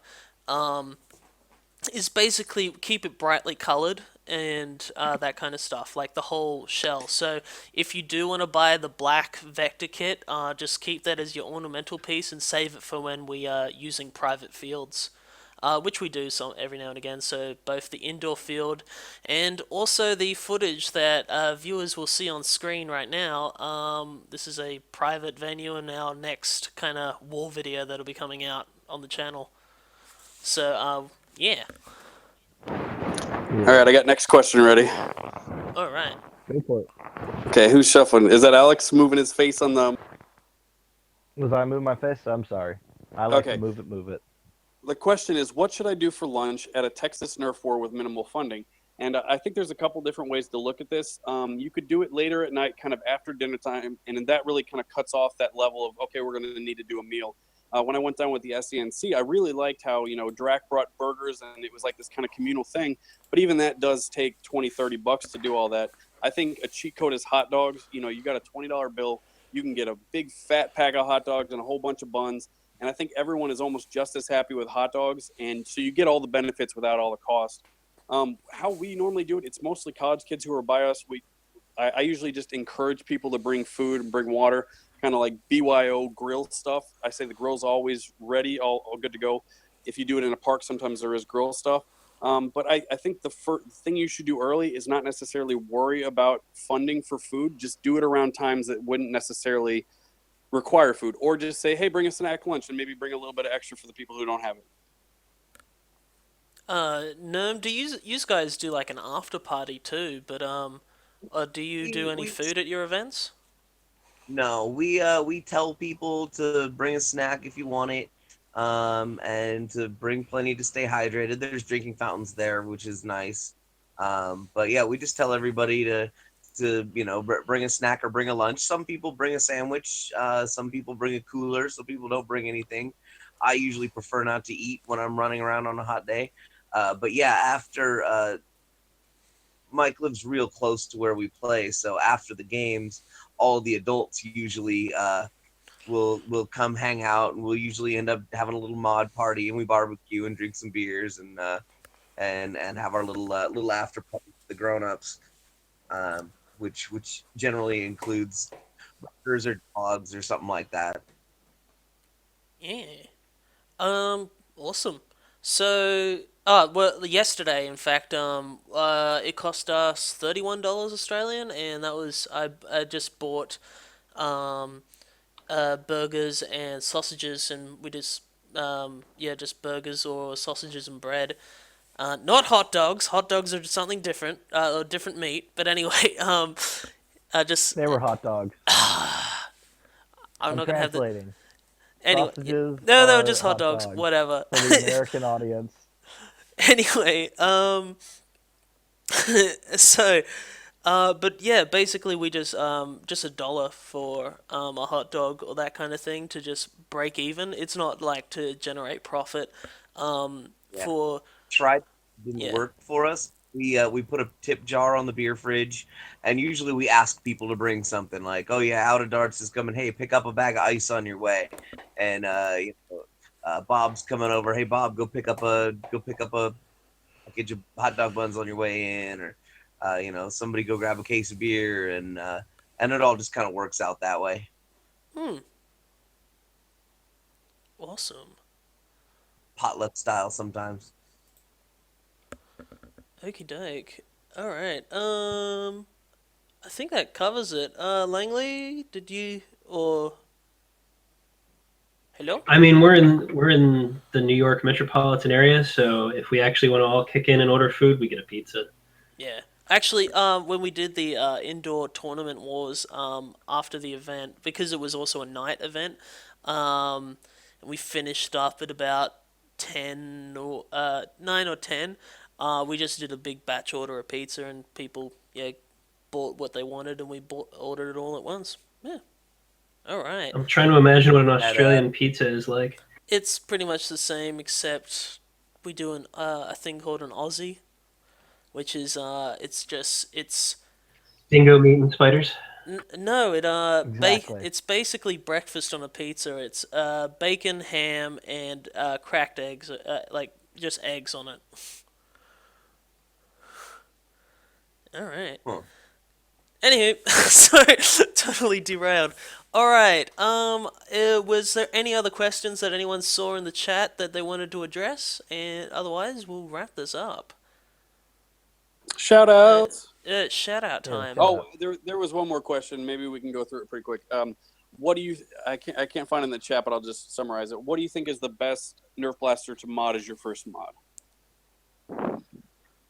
Ooh. Rebarreling a a Cyclone Shock usually is quite good and quite easily, because you shouldn't really remove the air restrictor, otherwise, because it's a sliding plunger tube, you can affect its functionality. But if you just put in the dart things, and also do a spring replacement, they can be quite powerful. Also, the Rotor Furies too. They have an even bigger plunger tube. I'm People, all for. I'm Langley. all for. I recommend springers, night finders, big bad bows, simple things like that. Not too many of the new elite stuff because that can be messy, especially with smart air restrictor systems. It's generally better to be simple. Long shots are kind of iffy on that, but or even simple air blasters if you happen to have them. But I guess nowadays something like a fire strike would be a good starting blaster to mod, my opinion, or because I'm not in the finals. NERM, NERM Jake. Putting a spring in a hammer shot, or if you're interested in electrical stuff, doing strife or rewires. That's really what got me into modding at all. Was I didn't even know how to solder before I opened up my first electrical mod was pulling the physical locks and turning the switches around in a strife. Nice. And I've gone through and rewired it since then and put in new switches and new motors and upgraded to lipo. But I've been able to learn eight different mods on the same blaster because I just keep upgrading it step by step. Mm. Um, It's the incremental that stages. Yeah. yeah, it's the nice thing about I mean, even with springers, you can start with something simple by going in and upgrading the spring, cutting out locks. But yeah, pistols, doing fire strikes and night finders, doing hammer shots, even a spring spacer and a hammer shot is a good mod. It's not too difficult, and it gets you over that fear of cracking open the toy for the first time. Yeah. Oh, just out of curiosity, did you watch Ryan's Strife tutorial when you were learning, or was that out at that time? No, that was I was learning. I think I think actually Or was it a it post wasn't. on NerfHaven or something? Yeah, I think the first one I watched was probably out. It was probably either Drax or I think Foam Data Services had just come out Oh yeah, when he I does a good one. Yeah, Tom's great. ones. He's so British. I love him. Anyway, and Chicken. What would you tell him to mod first? Night Finders. Yeah, I night think finders. I think he answered when you called on me. So Nice. My I bad. think he got my us bad. confused. It's cool. Sorry. But I liked his answer because it was, he like I would go for Night Finder, but they don't really sell them in stores anymore. So I guess Fire Strike is the equivalent these days. It's a shame though, because like it's not like the first gen Night Finder where you could mod it with a screwdriver. I mean, everything's glued together now, so I guess you still at least need like a drill bit or something to get that AR out of there. But I guess I would offer recommendations at opposite end of the spectrum. Either you don't have to mod your first blaster these days. We've got stuff that's great out of the box now. I mean, Amen. it's plenty fun to play with out of the box. The reason why my community exists, like the NIC exists, and why we have these homemade blasters that like we don't even like a lot of the super stock stuff can't even compete with, is because in like the late 90s or earlier, the blasters were in the shape of animals. You had like the scorpion thing where the whiptail scorpion and all these weird gimmicky crap blasters, and you couldn't get darts for them once you ran out of what they came with. So it was by necessity that we did all of this modding and making our own darts, and that's not necessary anymore. I mean, you can buy something at the store and play with it right out of the box. But the opposite extreme of that would be if you want to play at an NIC war. There's a thread on NerfHaven called the Mark 8, MARK, and then numeral 8, and that gives you everything you need to go to the hardware store and build your own homemade Nerf blaster from scratch. And it's geared towards people who are totally new to it. So that would be my first homemade recommendation. Cool beans. Alrighty. We'll do the shout outs now, I guess. Because this Wait, was... well, real sorry, quick. yep. I didn't get to do mine, but it actually ties into the shout out, so I'll do you a favor on that. So Yeah. mine is absolutely best one to mod is a big bad bow, and I think the reason why Chicken kind of talked on it. is they're at thrift stores, they're at flea markets, you can get them, and when people pick up a Nerf blaster, especially for their kid, maybe even the kid's looking at it, they stare at it and they're like, I have no idea what kind of ammo this shoots, I don't even know if I can get this, and usually you can't get arrows.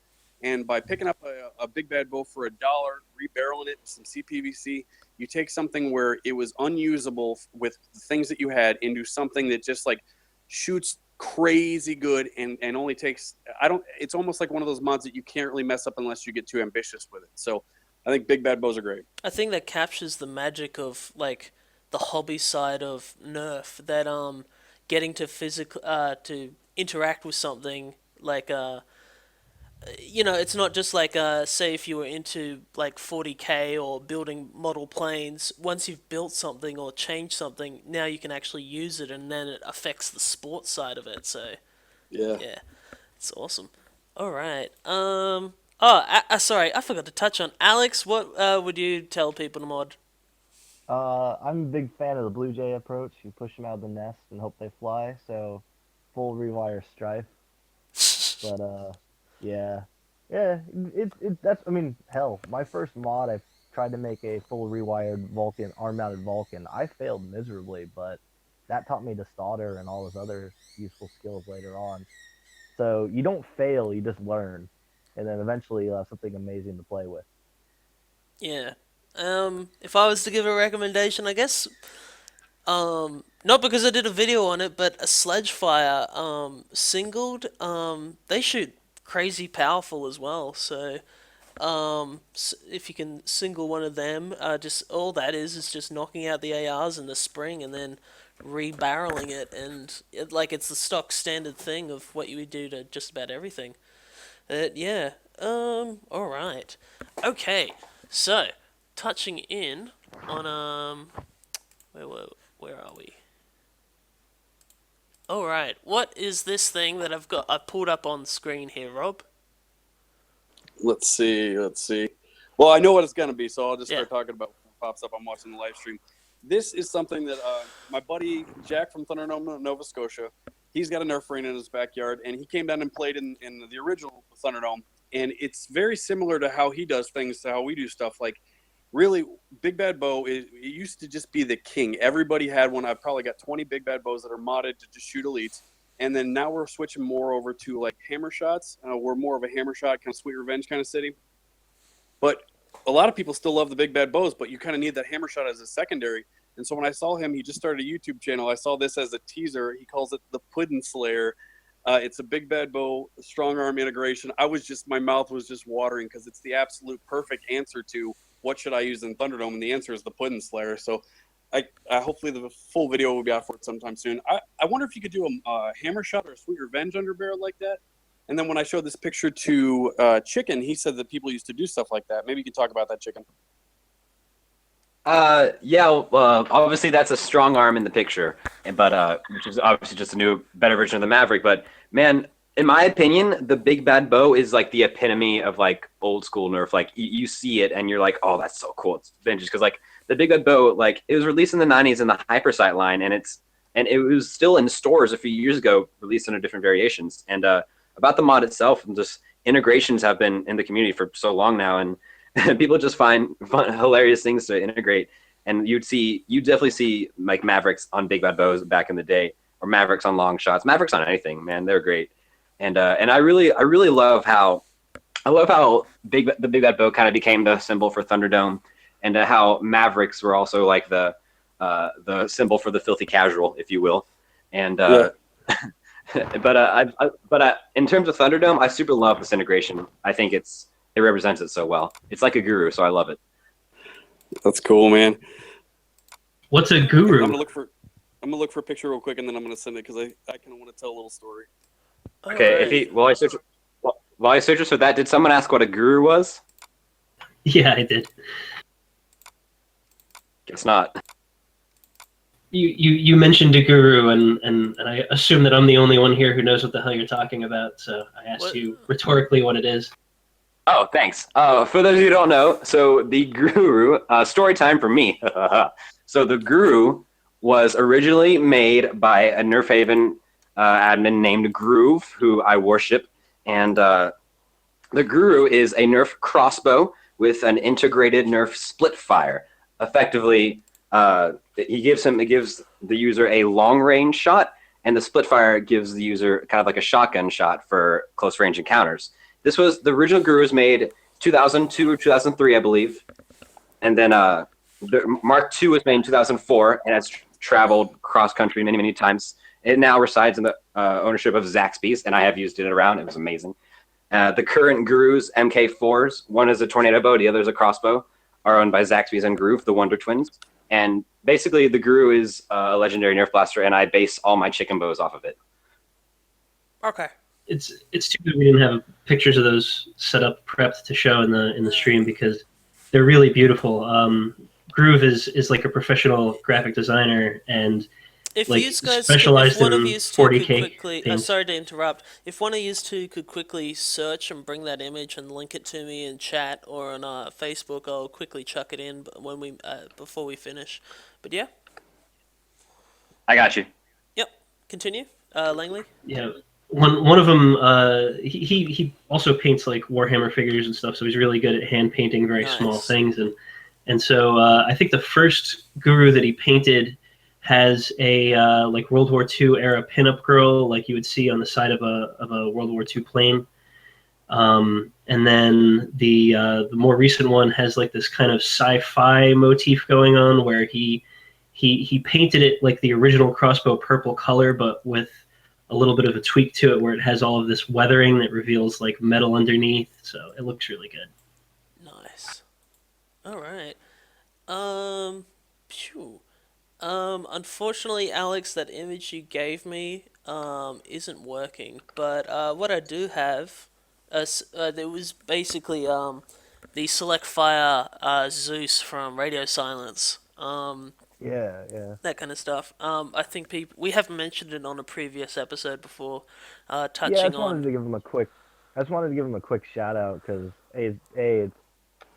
I love Select Fire mods, and I'm actually going to be using his Select Fire kit. He was nice enough to show me how he installed it and everything. So I just want to give him a quick shout out. It changes the rival Zeus, so if you do a Hurricane-esque mod or a Hopper mod from full auto to semi-auto, and you're just with a little pull tab, so you can change between it. Potential And, future video. Exactly, and the thing's amazing. So I just want to give him a quick shout out. It's an awesome mod. He'll be selling it on Out of Darts Etsy, if I remember correctly. Etsy. And yeah, Etsy. Yeah. All right. However you pronounce it. Langley, you linked me an image of something and it says on the Durandal. I don't know if I'm reading that right. A homemade. Oh yeah, I didn't get a good chance to look into that, but I know some people were asking about Captain Slug coming back to NerfHaven, and that was just one of his latest projects. He like the rainbow catch is sort of like one of the basic homemade catches that we use pretty frequently, and that's like his reimagining of it, and he came back and kind of revamped it, and I think he did a pretty interesting job with it. So nice. All right.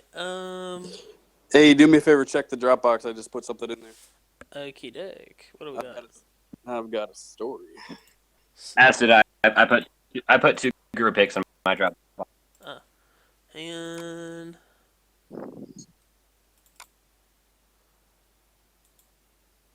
which one? The ThunderDome jacket? Exactly, that's the one. Alright. Yep.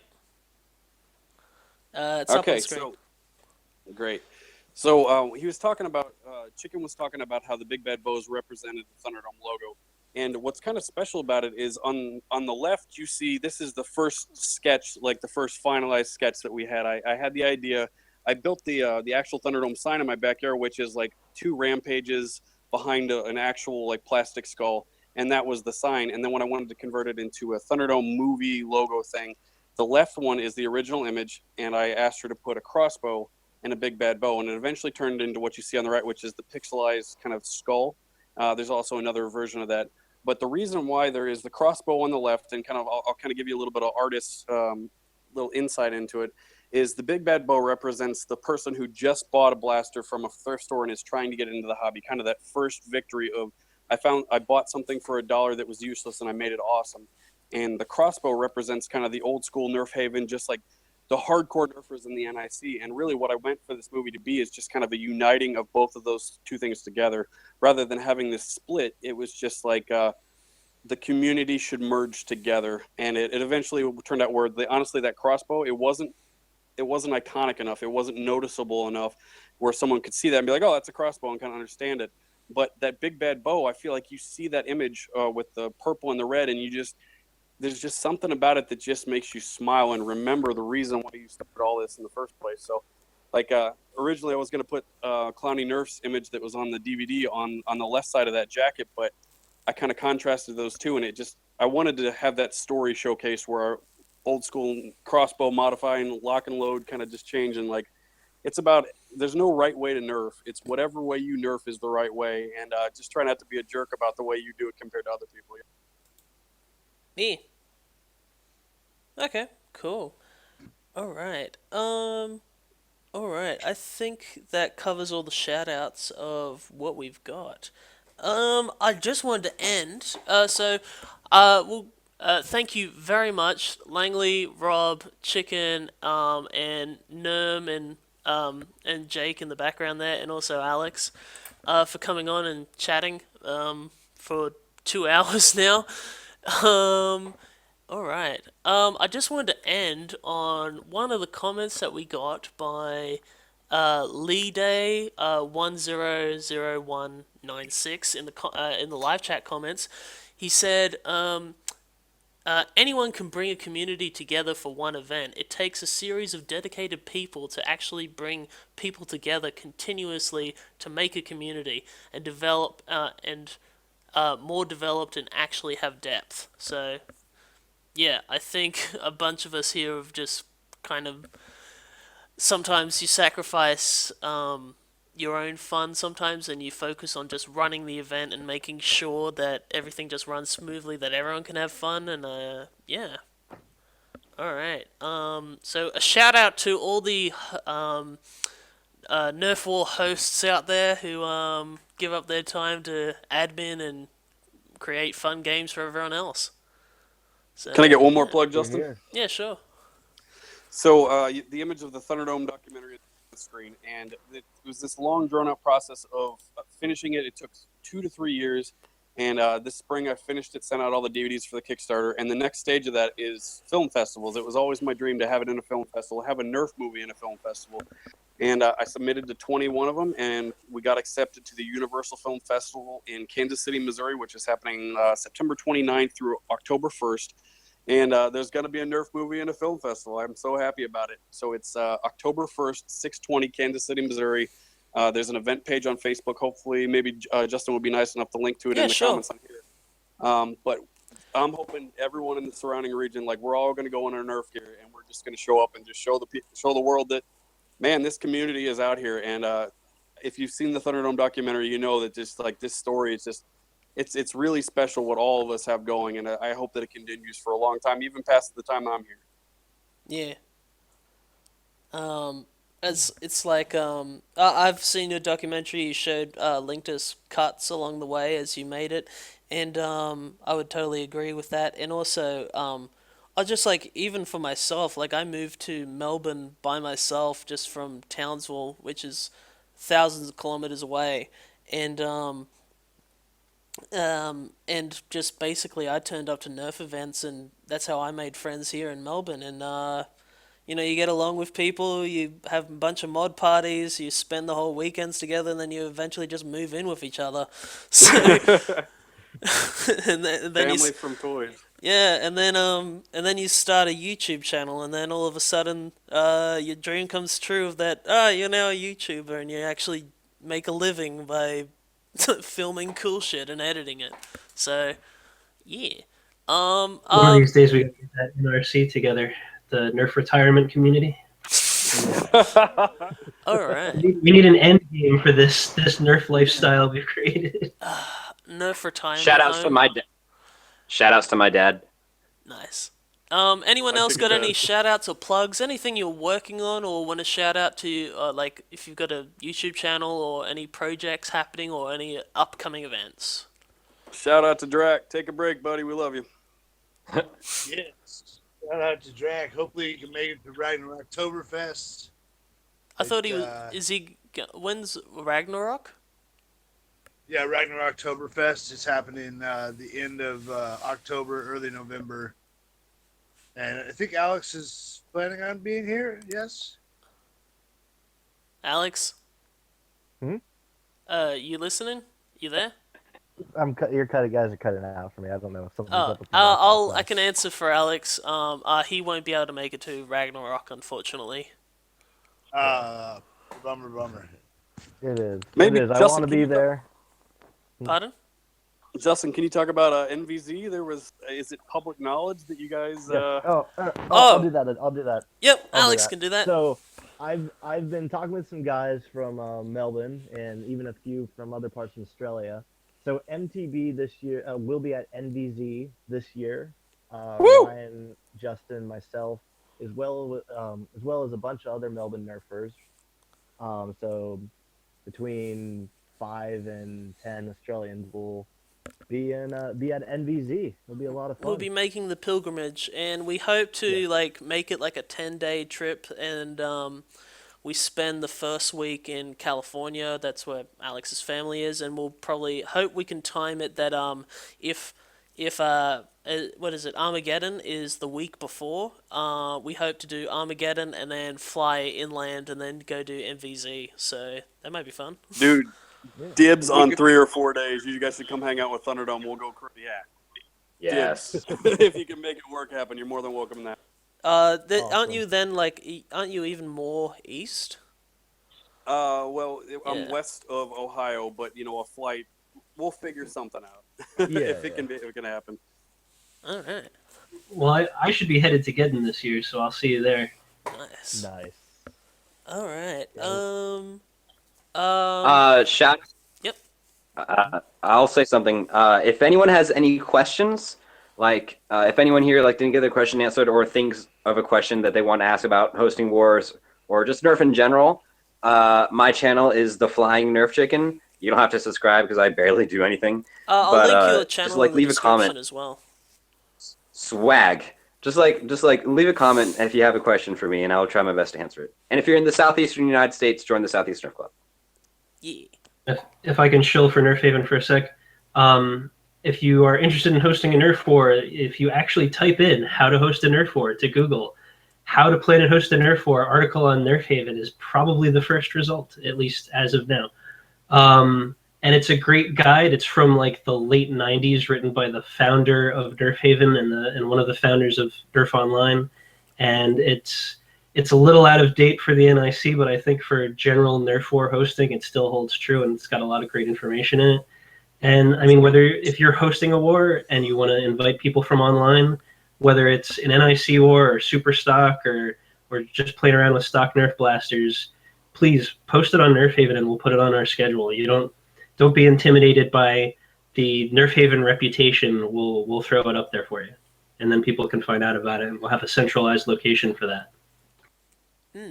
Cool beans. Oh, that used to be the old way that we'd find out. I found out about Melbourne Nerf Wars is I think it was OzNerf or Australian Nerf was the old forum that people used to use, but a lot of what we do now is all on Facebook. But yeah, all right.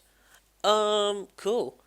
It's nice that just NerfHaven is just a great archive of just kind of the history of Nerf modding over the past 15 years. So yeah, all right. All right. Thank you very much to everyone for watching us. Thank you very much to all the other panelists. Is that the term? For turning up from different time zones too. So, all right. Thank you very much, everyone. Take it easy. Hope you enjoyed Thank you for having us. Hope you enjoyed episode 8 of the ModCast. Toodles. We're gonna go grab lunch. Come join us. Peace out. All right. Later on, guys.